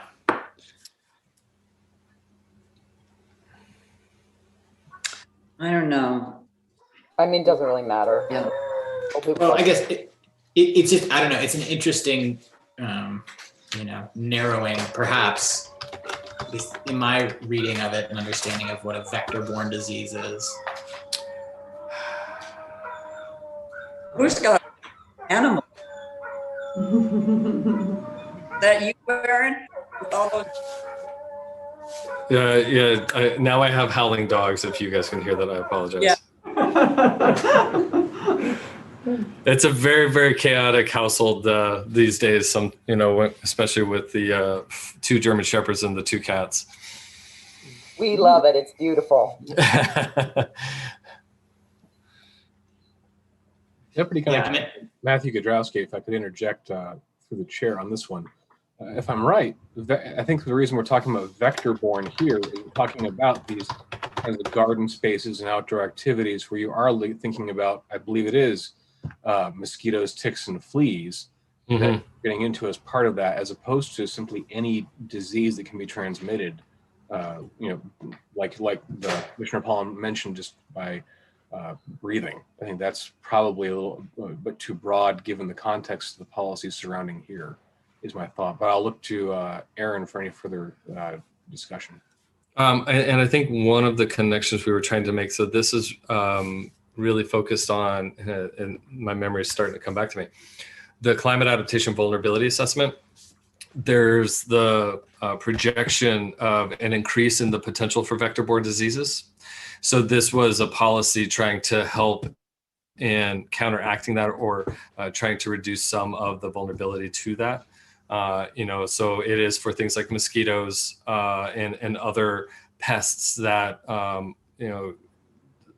essentially suck blood and then, can create, things like dengue fever, Lyme disease, malaria. All of those kind of are vector-borne diseases. And so if you start to see an increase in those within the county, this is a policy that can help in trying to find ways to get the vulnerable populations vaccinated at free or reduced cost.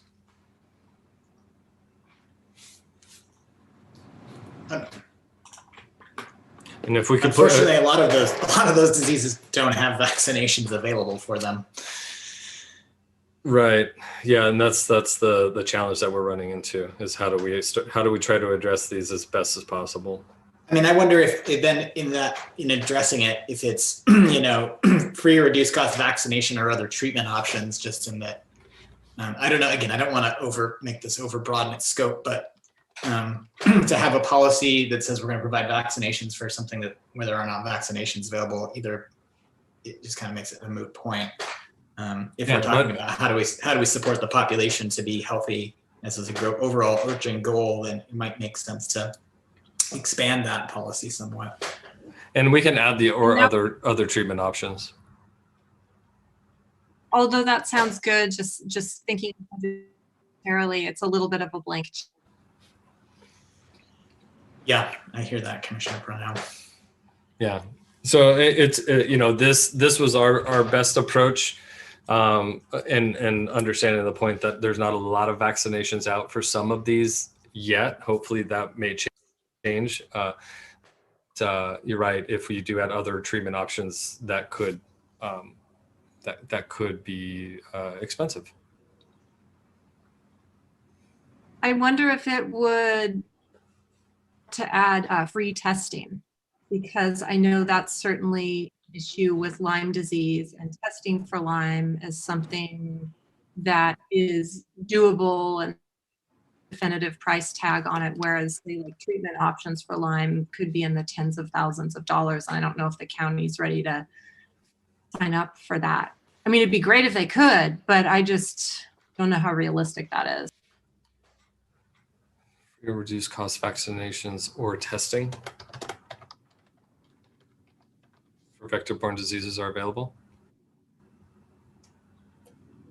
What do you think, Commissioner Pollen? I mean, I think, yeah, I hear what you're saying. This could be a huge can of worms. Yeah. I even putting testing in there, I think in looking at some of the background information, I think the prevalence of Lyme disease in our county vastly exceeds what these documents seem to presume is out there. And even testing might be beyond the capacity of Mendocino County, although I guess it is saying it's for low-income residents. So if we're going to put that in there, I would say ensure there's free or reduced cost vaccination and testing for vector-borne diseases, and then available to Mendocino County residents. Again, I don't know, of some income qualification level. Or How about for vulnerable Mendocino County residents? as long as vulnerable is defined somewhere else. It is defined in the climate adaptation vulnerability assessment. We do have a list of those that are immunocompromised of a certain age, and the like. Okay, great. Did we solve the healthcare dilemma for Mendocino County residents? Making progress. We're making progress. And then, so we went through 265, 265.1. Any concerns with those before I move on to 266?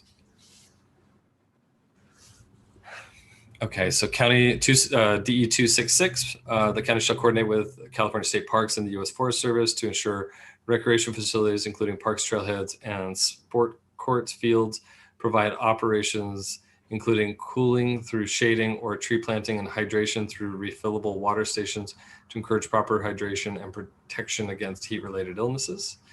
And then action 266.1, the county shall develop an outreach program to local schools to reduce outdoor exposure during extreme heat events.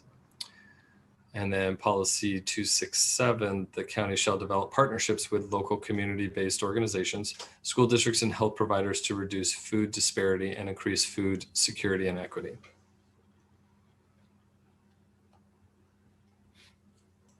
On the 266, I would love it if we could ensure that all trailheads had water facilities, but it also feels somewhat unrealistic given the size of the Mendocino National Forest and the remoteness of many of those locations. Way too expensive. Yeah, and this is a coordination policy, so it wouldn't be that the county's on the hook to provide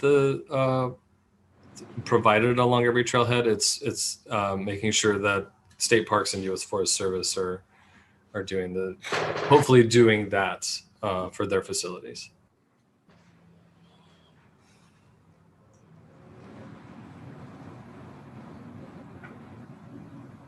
Okay, keep going.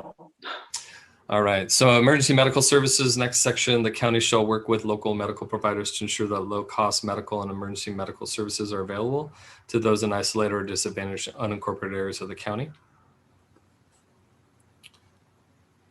And then we move into the climate change hazards section for policies. And so this is, I believe, Commissioner Jones, you had a comment about policy DE 269.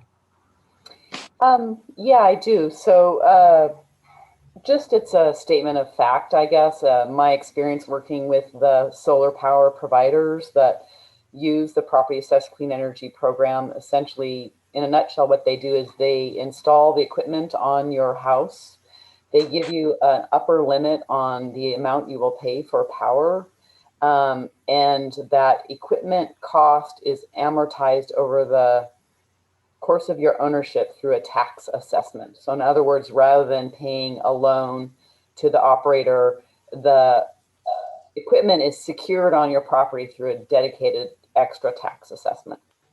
So it all sounds really good because the idea behind it was that when you transferred the property, the cost of this installing these long-lived equipments would be, some of that cost would be transferred to the next property owner. But in actual fact, what happens is that when the new property owner buys that property, the primary mortgage owner doesn't want to take second position.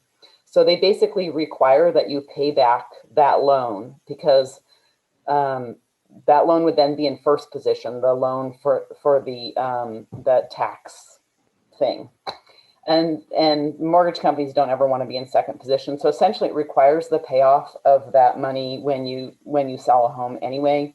And then the other problem with it is the interest rates on these tend to be pretty high. because they have pretty aggressive sales forces. And so what I've seen is interest rates between 6 and 7.5% when you can get a second mortgage for 5% or less. So they're kind of usury, and what we saw them doing is really preying on the Latino community in Fort Bragg. And the way they did that is they gave a $500 bonus to someone who referred a neighbor or a friend who also got onto the program. So I would prefer we were just silent on this topic.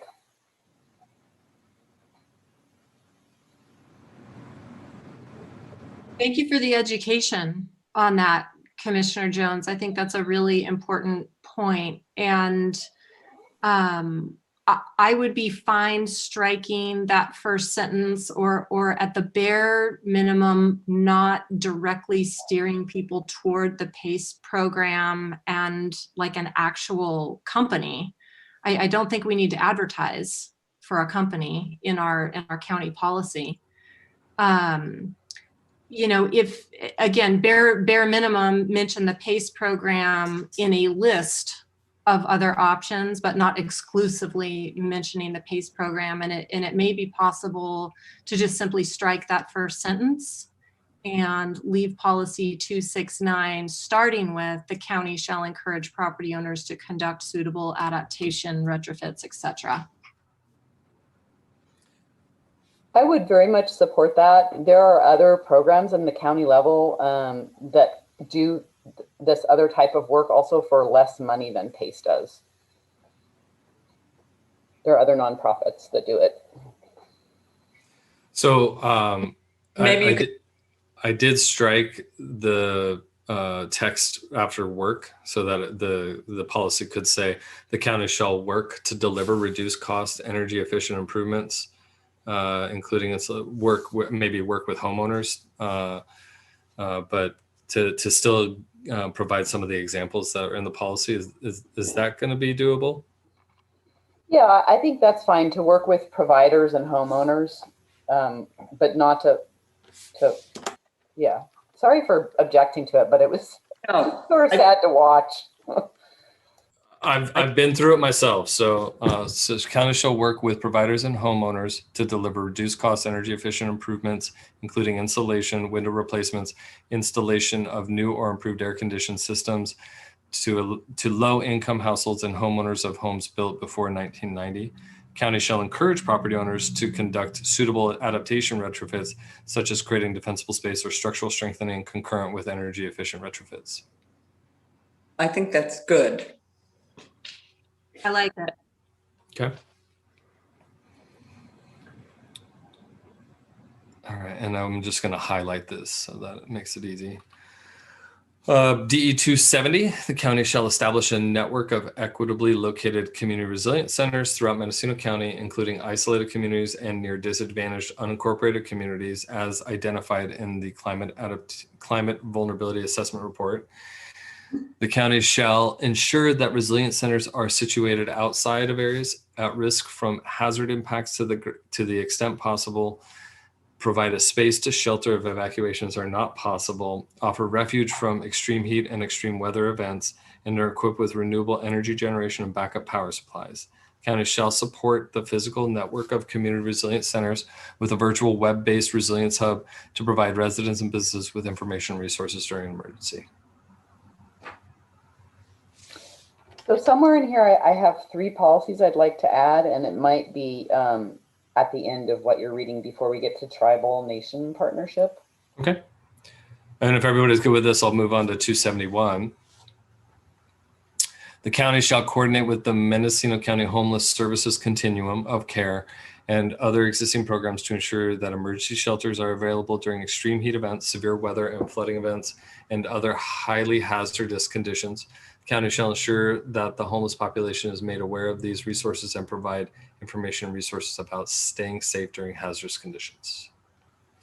Okay, so my first policy recommendation is the county shall consider alternative energy supply for all new county construction projects.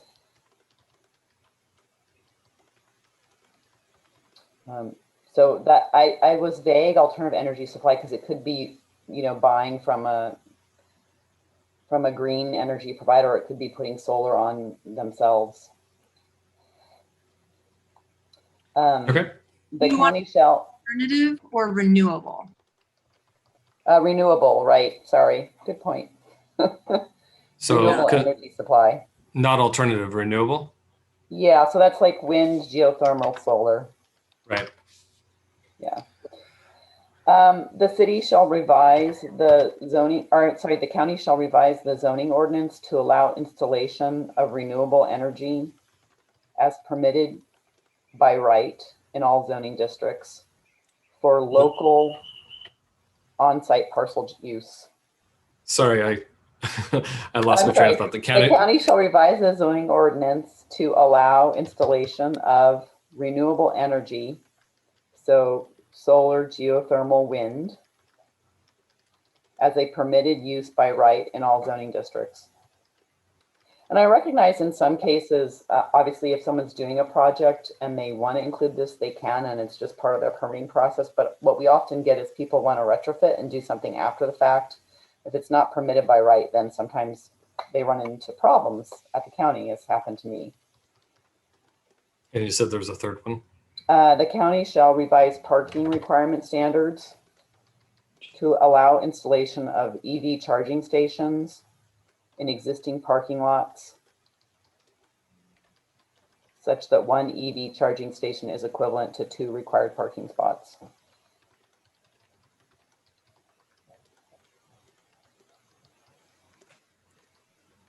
Shall consider renewable energy. I'm supportive of those 3 new policy proposals. I am too. I'd like the first sentence of the first new policy. The county shall consider renewable energy supply. I think we need to add something other than, or in addition to the word supply. The county shall consider renewable energy providers or supply or resources. How about renewable energy equipment or providers? Yeah. And I do want to make sure that we capitalize that next county, so it's clear that we're talking about the government, not everybody in the county. Could be confusing. Yeah.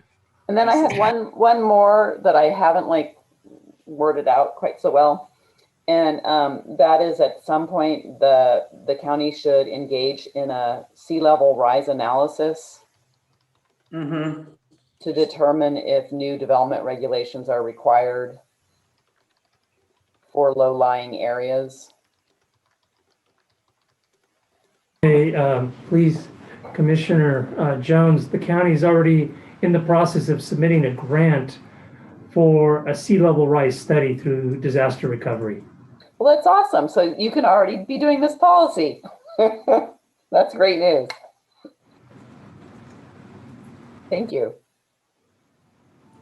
The county should engage in a rise analysis to determine areas of potential future inundation. That's perfect.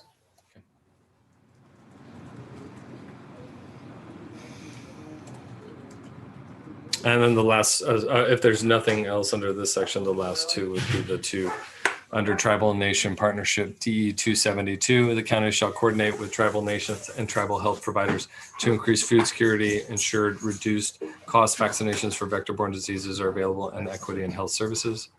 I'm sorry, can I just make a change on the one that you just wrote? Sure. Areas of possible future inundation and revise zoning ordinance as required.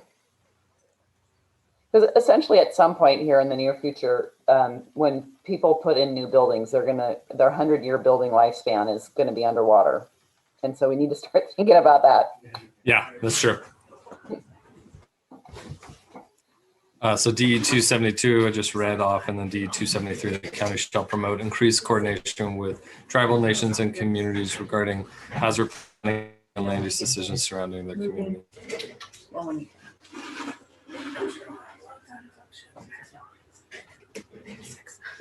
Did we do it? Aaron, did we make it through? Yep. Yes, we did. Yes, we did. Wonderful. Well, I really want to thank everybody for all of the brain power that they put into this and your willingness to push through and review this today. Thank you to you, Aaron, and to staff for being willing to consider the commission's valuable input on this. I am hopeful that these changes will not affect the CAL FIRE review process. And Aaron, I'm wondering if you could give us an idea on next steps from here. Chair Purnell, can I interject real quick a question? Yes. That concludes the Chapter 3 development element, but were there not red line changes to Chapter 4, the resource element, that also incorporated safety element considerations? We did make a couple, and I'm more than happy to pull that up if you just give me an opportunity. There was not a lot of revision to the resource management element, but if I can stop sharing right now and I can pull that up. Okay, and there were a couple, I know that Commissioner Jones suggested in that resource management element section regarding carbon sequestration that I would really love to see incorporated. So Thanks, Cliff, for remembering. you're welcome. Thanks, Cliff, for keeping us on track.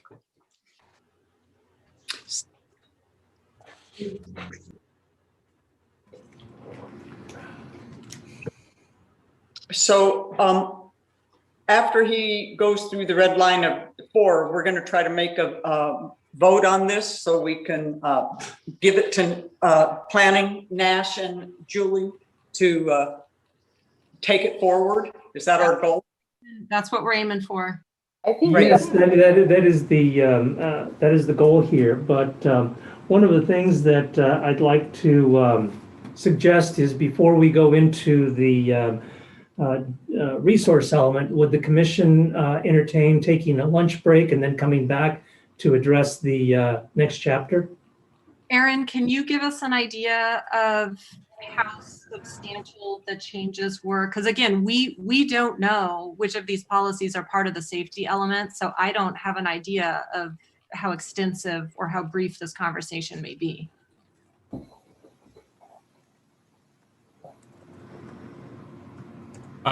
So yes, I can tell you I'll right just now.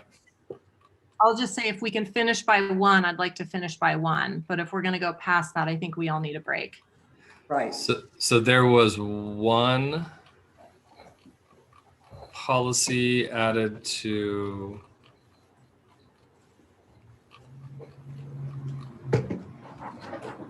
two, three. Let's see. If we're in the addendum to the general plan EIR, it lists the ones that were in there. I think it's 1, 2, 3, 4, 5, 6. And my inclination is it seems like we could get through that, and I would vote for that to just Yeah, it's about 6. So I'll get to the first revision. Again, there are definitely a couple of minor revisions that we made just from a grammar standpoint. So can you just open it up and let's power through this instead of chit-chatting? And while you're opening it up, maybe all of us can take a 5-minute bathroom break. Yep, I have it open right now. So, but we could take a 5-minute break if that's what Aaron, if you People need wouldn't a mind, 5-minute break. Aaron, if you wouldn't mind emailing it to us so we can make sure that it gets posted to the website. I will do that right now. Thank Great. you. A 5-minute break has been requested. It is 12:46. We will come back at 12:51 and try and promptly wrap up our meeting. Okay, when we say promptly, Matt, well, do you think we'll be done by 2? I have a court appearance at 2. I just want to know what to do. That's all. I'm sorry. Perfect. Thank you. Sure. I sure hope we're done by 2. Yeah. All right. Great. Thanks. Right. Okay. See y'all back here in 5 minutes.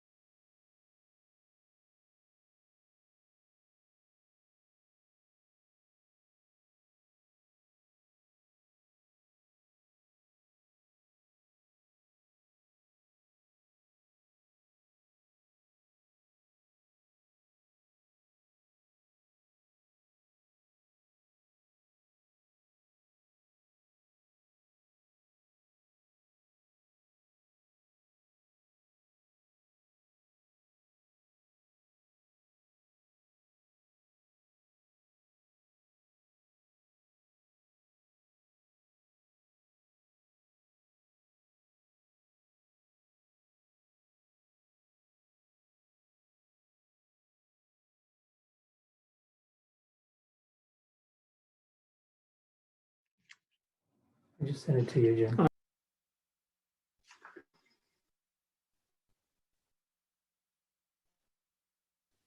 Are you with us, Aaron? I'm here. Can you hear me now?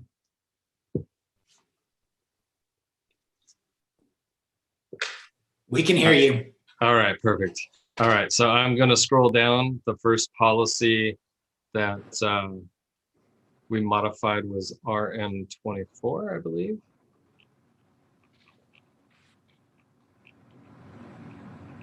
If you could stop at RM8, that was the first place where I had a recommended modification.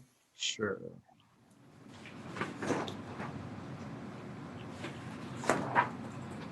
All right, so we are now in the policy section.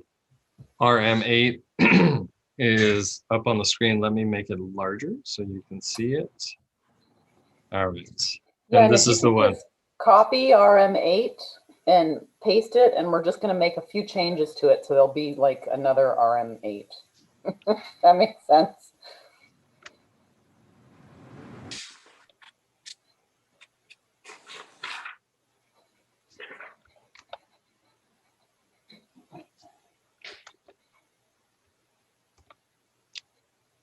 Okay, so the county will demonstrate leadership in energy instead of water.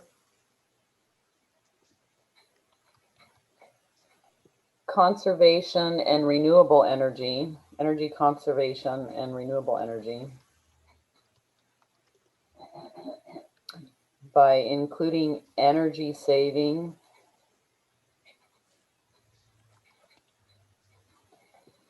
equipment at all county facilities. And We say equipment and design, Marie. yeah, I like that. Energy saving design and equipment. At all county facilities, and yeah, that's good. I like that. You can Do you want energy use or electricity use? I like energy use. It's much more general. Sure. Thank you. Yeah. All righty. And that was that for there. Okay, and then the next policy that we updated, maybe I was incorrect and it was a different number. 35. So policy RM35, the county shall protect open coastal dune habitat by conducting habitat restoration and maintaining the ecosystem in coordination with the North Coast Integrated Regional Water Management Plan. And then under that action item RM35.1, shall develop a coordinated dune ecosystem management plan that includes the following: coordinated restoration efforts, regional permitting for development, providing a forum for public input and discussion on dune issues, development of scenarios for the protection and acquisition of unprotected high priority lands, education, signage, and public outreach to residents and recreationists, including trail coordination and development, monitoring, and enforcement. Just a little formatting note. You've got the next policy, at least in the copy that we got, was also listed as policy number 35. So yeah, we've got to make some modifications to that. I'm going to highlight that because I imagine it's going to flow through multiples.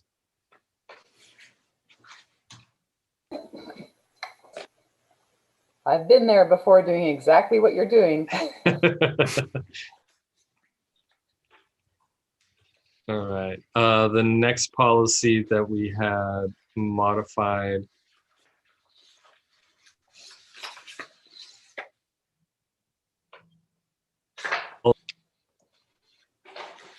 as we came down to policy RM59. So the county shall work with PG&E and other utility providers to reduce the electrical power system's vulnerability. And then 59.1, the county shall coordinate with local and regional utility providers to ensure that areas below and adjacent to power lines are kept clear of plant matter and other accumulated debris. 59.2, the county shall collaborate with local and regional utility providers to conduct regular evaluations and retrofits of energy transmission and delivery infrastructure. 59.3, county shall work with utility providers to underground electrical power lines throughout the county. Then RM60, the county shall reduce barriers to ensuring homes and commercial buildings have resilient energy systems. And 60.1 is the county shall update the Mendocino County Code to incentivize the installation of alternative backup energy supplies in homes and commercial buildings. And so what I'd like to do is just recommend that we strike alternative and replace it with renewable.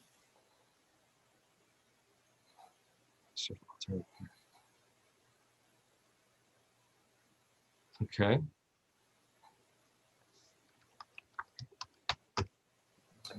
And do you mean to say backup energy supplies? Maybe renewable.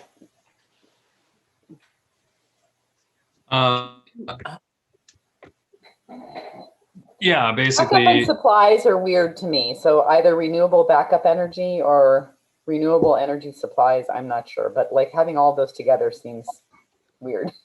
Sure. We could just do Backup that. implies batteries or fuel cells or some other kind of energy storage. Right, exactly.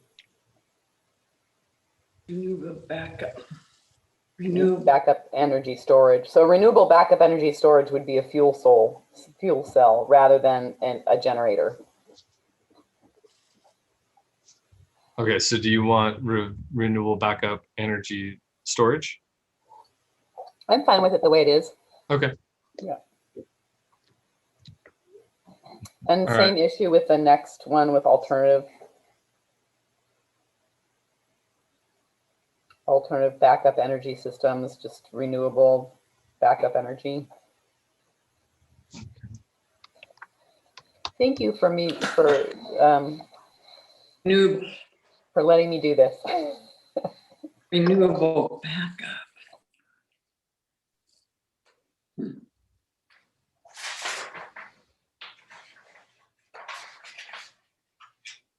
All right, and then 60.3, the county shall require new homes to be built with the option to install solar and electric vehicle charging stations. 60.4, the county shall work with Sonoma Clean Power, PG&E, and other utility providers to educate residents and businesses about energy conservation and renewable energy options. I have a question on 60.3. Yeah. With the option, how about if you leave it to be built compatible with the installation of? Built to be The county shall compatible. require new homes to be built compatible with the installation of solar and electrical vehicle charging stations. With the option is a little vague. Well, we're already required. We're already required in the coastal zone that we have to be doing solar or a renewable source. So that's good. Oh yeah.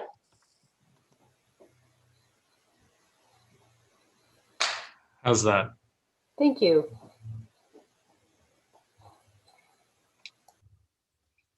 All right, and then 60.4, is that okay?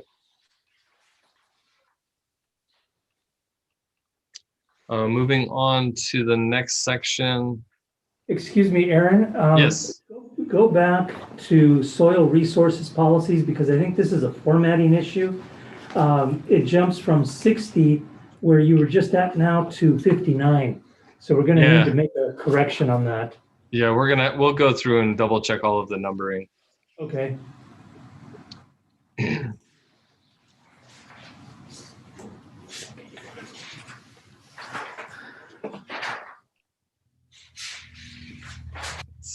My next comment is on policy 112. 112. So 105, we modified this policy. The County Agricultural Commissioner's Office shall coordinate with the University of California Cooperative Extension to support sustainable agricultural operations through research, vegetation management programs, pest management practices, and technical assistance for agricultural operators to maintain and improve soil health, identify use opportunities for sites no longer appropriate for agricultural activities, and encourage alternative crop types that are drought, heat, and severe weather resistant.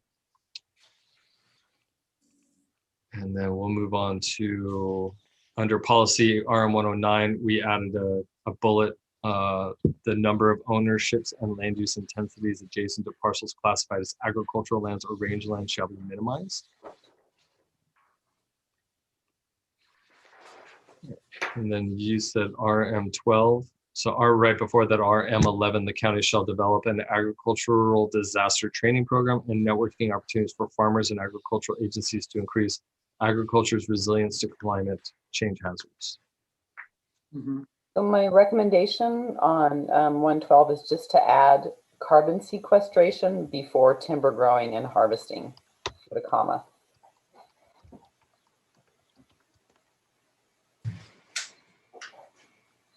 And I think you might have to make it highest and best uses. I don't know, maybe not. This use. And then the same comment is for policy 114, end of the sentence, precludes its use for carbon sequestration, timber production, or timber growing. And I don't know if the rest of the commissioners like these edits, if you want to weigh in or not. I Carbon sequestration, timber. And then I had a question on RM14. That one we did not touch. You did not touch. Okay. Yeah.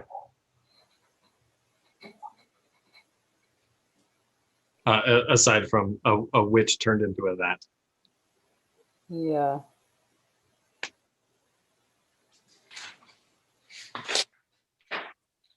I guess I have a question. I'm concerned about the word protect, and I'll give you a real life example. So the old LP stud mill, which is up Gibney Lane, is surrounded on all sides probably by 100 homes.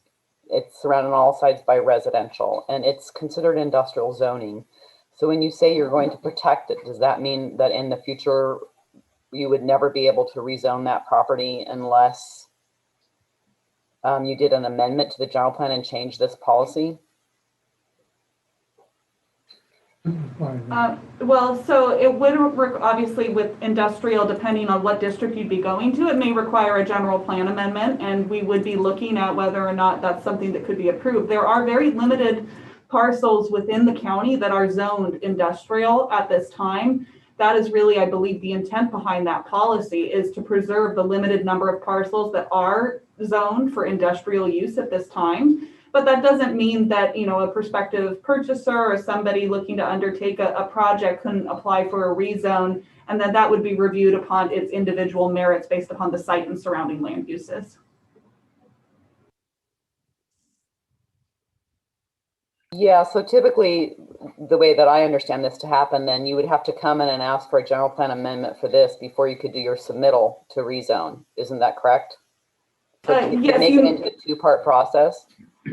Well, you know, again, because we do have, there's a table that is obviously not up as part of this item, that's a general plan and zoning consistency table. So depending the zone that somebody would be looking to go into, they may or may not trigger that need for a general plan amendment. Typically, if you're going from industrial to some or other sort of, you know, resource or residential use, yes, you're going to trigger a need for a general plan amendment and rezone. But those are processed concurrently. So it's not like it's a separate application process. It's all incorporated into one. Okay, that's just good to know. I had a problem with it in the city of Fort Bragg. We had to go to the Coastal Commission and get an LCP amendment in order to rezone the mill site as a separate LCP amendment, and it just made it very long. Well, yes, and of course, you know, this is, we're looking at here some of these policies that relate more to our inland area. While the general plan does apply in the coastal zone as well, the LCP and the coastal element govern the coastal zone. So where there's conflict, the coastal element takes precedence over anything in this plan. Good. So if people want my next comment, it's just adding carbon sequestration to policy 116 and the last bullet point in policy 122.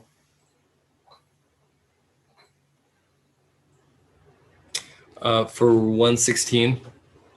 Yeah, 116. Yeah.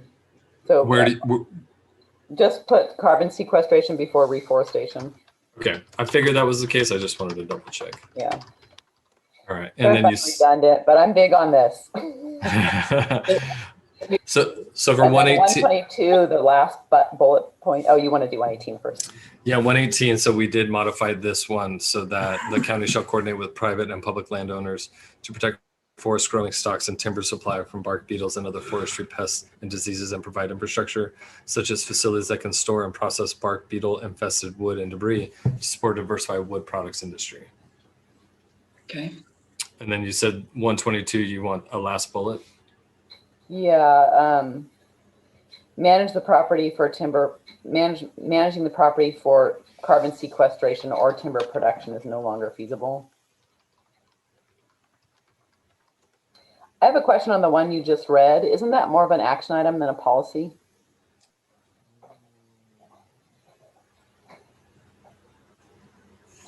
Yes, it is, and we could actually probably fit it right under 117. So maybe make it into an action item. Yeah, that's a good call.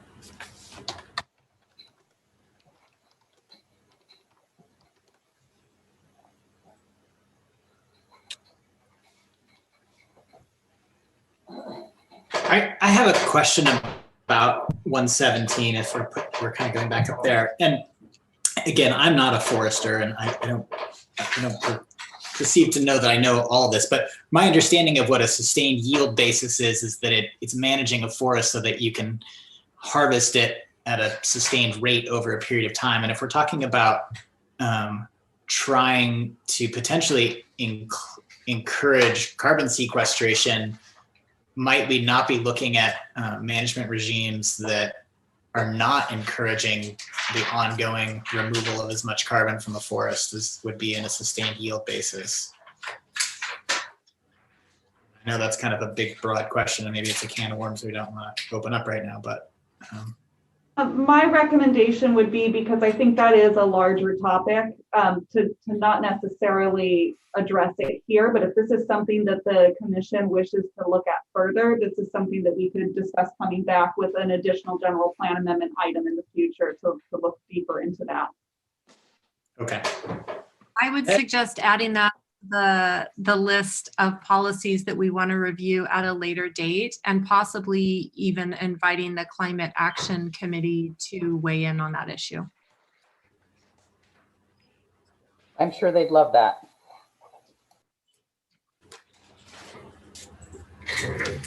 Right. All right. Well, let me just scroll through again. One of the things we did update under policy RM 125 is under the bullet for the policy. New discretionary projects shall mitigate potential conflicts related to noise, dust, chemicals, spraying, burning, vandalism, and trespass and other forest management or timber operations issues. I think this was really, it looks like a big change, but it was just more of flipping the way the sentence was written. Okay. And other than that, I'm trying to remember. Nope, that's it. Those are all of the policies. All right. Thank you, Aaron, and thank you, everyone. I think maybe now I can make the proclamation that we've completed our task for the day and are ready to entertain a motion. Excellent. I just would like to note on the record too, there was a general plan amendment addendum as part of this. And so just wanting to make sure it's clear on the record that with any changes that the commission has recommended at today's meeting, there's no concerns with regards to the adequacy of that addendum in terms of the environmental compliance. So I just wanted to make sure that was clear on the record. Thank you, Julia.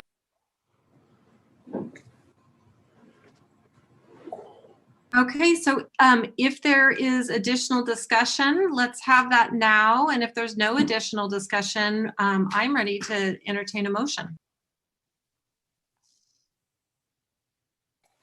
I make a motion that we adjourn. Oh, you want to do it? Well, Maybe you do it. Deputy County Counsel Matthew Godrowski, just to note on the motion. So we have a proposed resolution that was posted online, and I can just share my screen to reflect some minor changes to reflect today's comments, if that is okay with the commissioners. Please.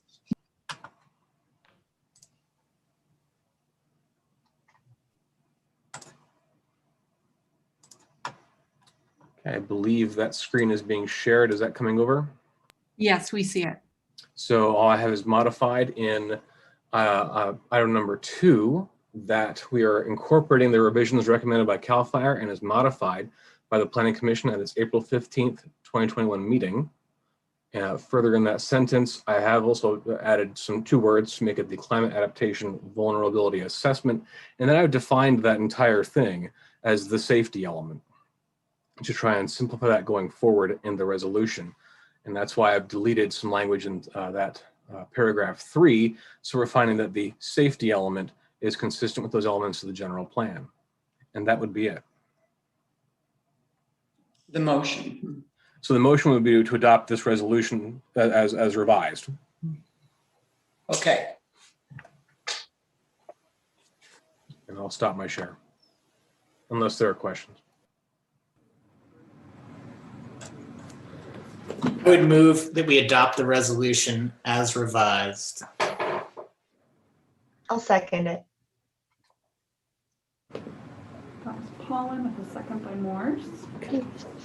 Roll call vote. Commissioner Morris, Yes.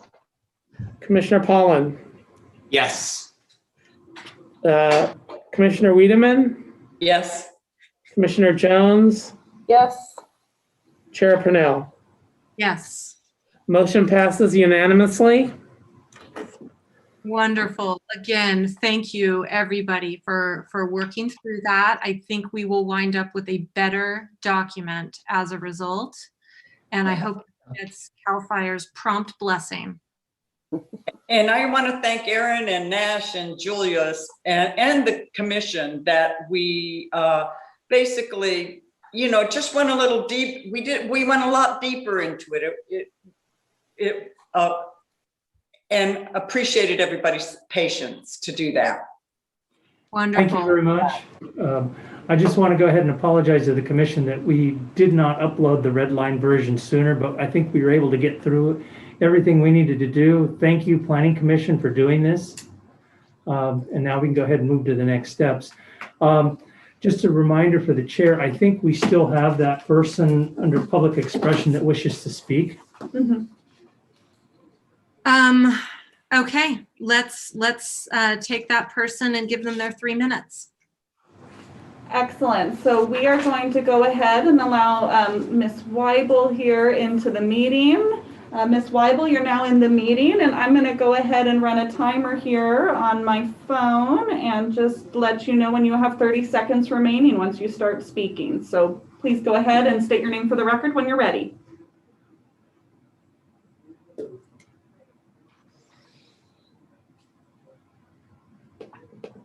Ms. Weibel, do we have you on the line?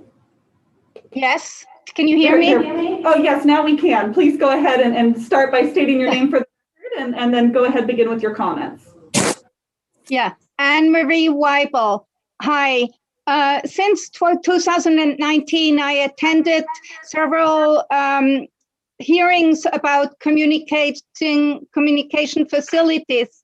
And there, one in Potter Valley was not in accordance to setbacks and still allowed, and applicants refused to lower the tower. Pine Mountain Tower in Willits, the majority of the neighbors did not want it.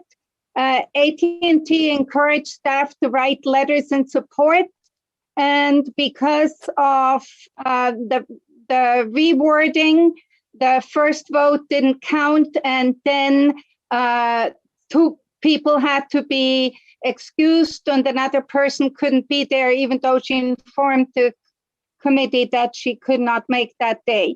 As far as Spy Rock Tower in Laytonville was concerned, since 1995, the majority of the people were against this tower. And it was in 98 allowed to make it taller, but only the Willits News were informed, not the Laytonville News. The same happened in 2020. And it's initially the Potter Valley, Spy Rock, and Pine Mountain Towers were denied by the commission, but then the second time around accepted. And so with not having special interest group and no alternative alternates, it's becoming hard to have enough people. So with the Laytonville Tower, there was not even a possibility to have a quorum. The people couldn't speak or they couldn't appeal. And with the Willits Tower, one person had to vote another way just so we could appeal and also then have the special conditions. So public records requests take 6 weeks or a month. We need a moratorium for these hearings until we have no virtual hearings. And it doesn't feel democratic. It seems like the supervisor, we vote them in and they vote you guys, but it's not according to Mendocino County Section 21960200 about no nuisance. And we asked for updated wireless guidelines, a workshop about 5G, and rewriting the bylaws. When will this happen? Thank you, Ms. Weibel. I believe now we move on to agenda item 7, matters from staff. Thank you, Chair Purnell. We have no matters from staff today. Okay, any matters from the commission? The only thing I have something briefly. Please. Yes, I would just want the planning staff to give us some future agenda items ahead of time so that we could really plan our timelines. And rather than, sometimes I feel like we're having to react. We're having to react because we don't quite know what's coming down the pike. So if you have at all, what's happening in the next 3 months that's going to be effective to the commission that we're going to have to look at. We don't need all the details, but we do need the topics. That would be very helpful. Thank you, Commissioner Wiedemann. I see a thumbs up. Anything else from the commission? I'd like to thank all the trees that went into making our packet this time. And all Yeah. That we didn't even need to read. Okay, seeing nothing else from the commission, I think we can just go past agenda item 9, approval of minutes. There are none, and we move on to adjournment. Is there a motion to adjourn? I move to adjourn. I'll second. Second, all those opposed, duck. All Very right. good. Thank you all. Thank you all. Thank you, everybody. Thanks, everybody. Thank you very much. Have a good afternoon.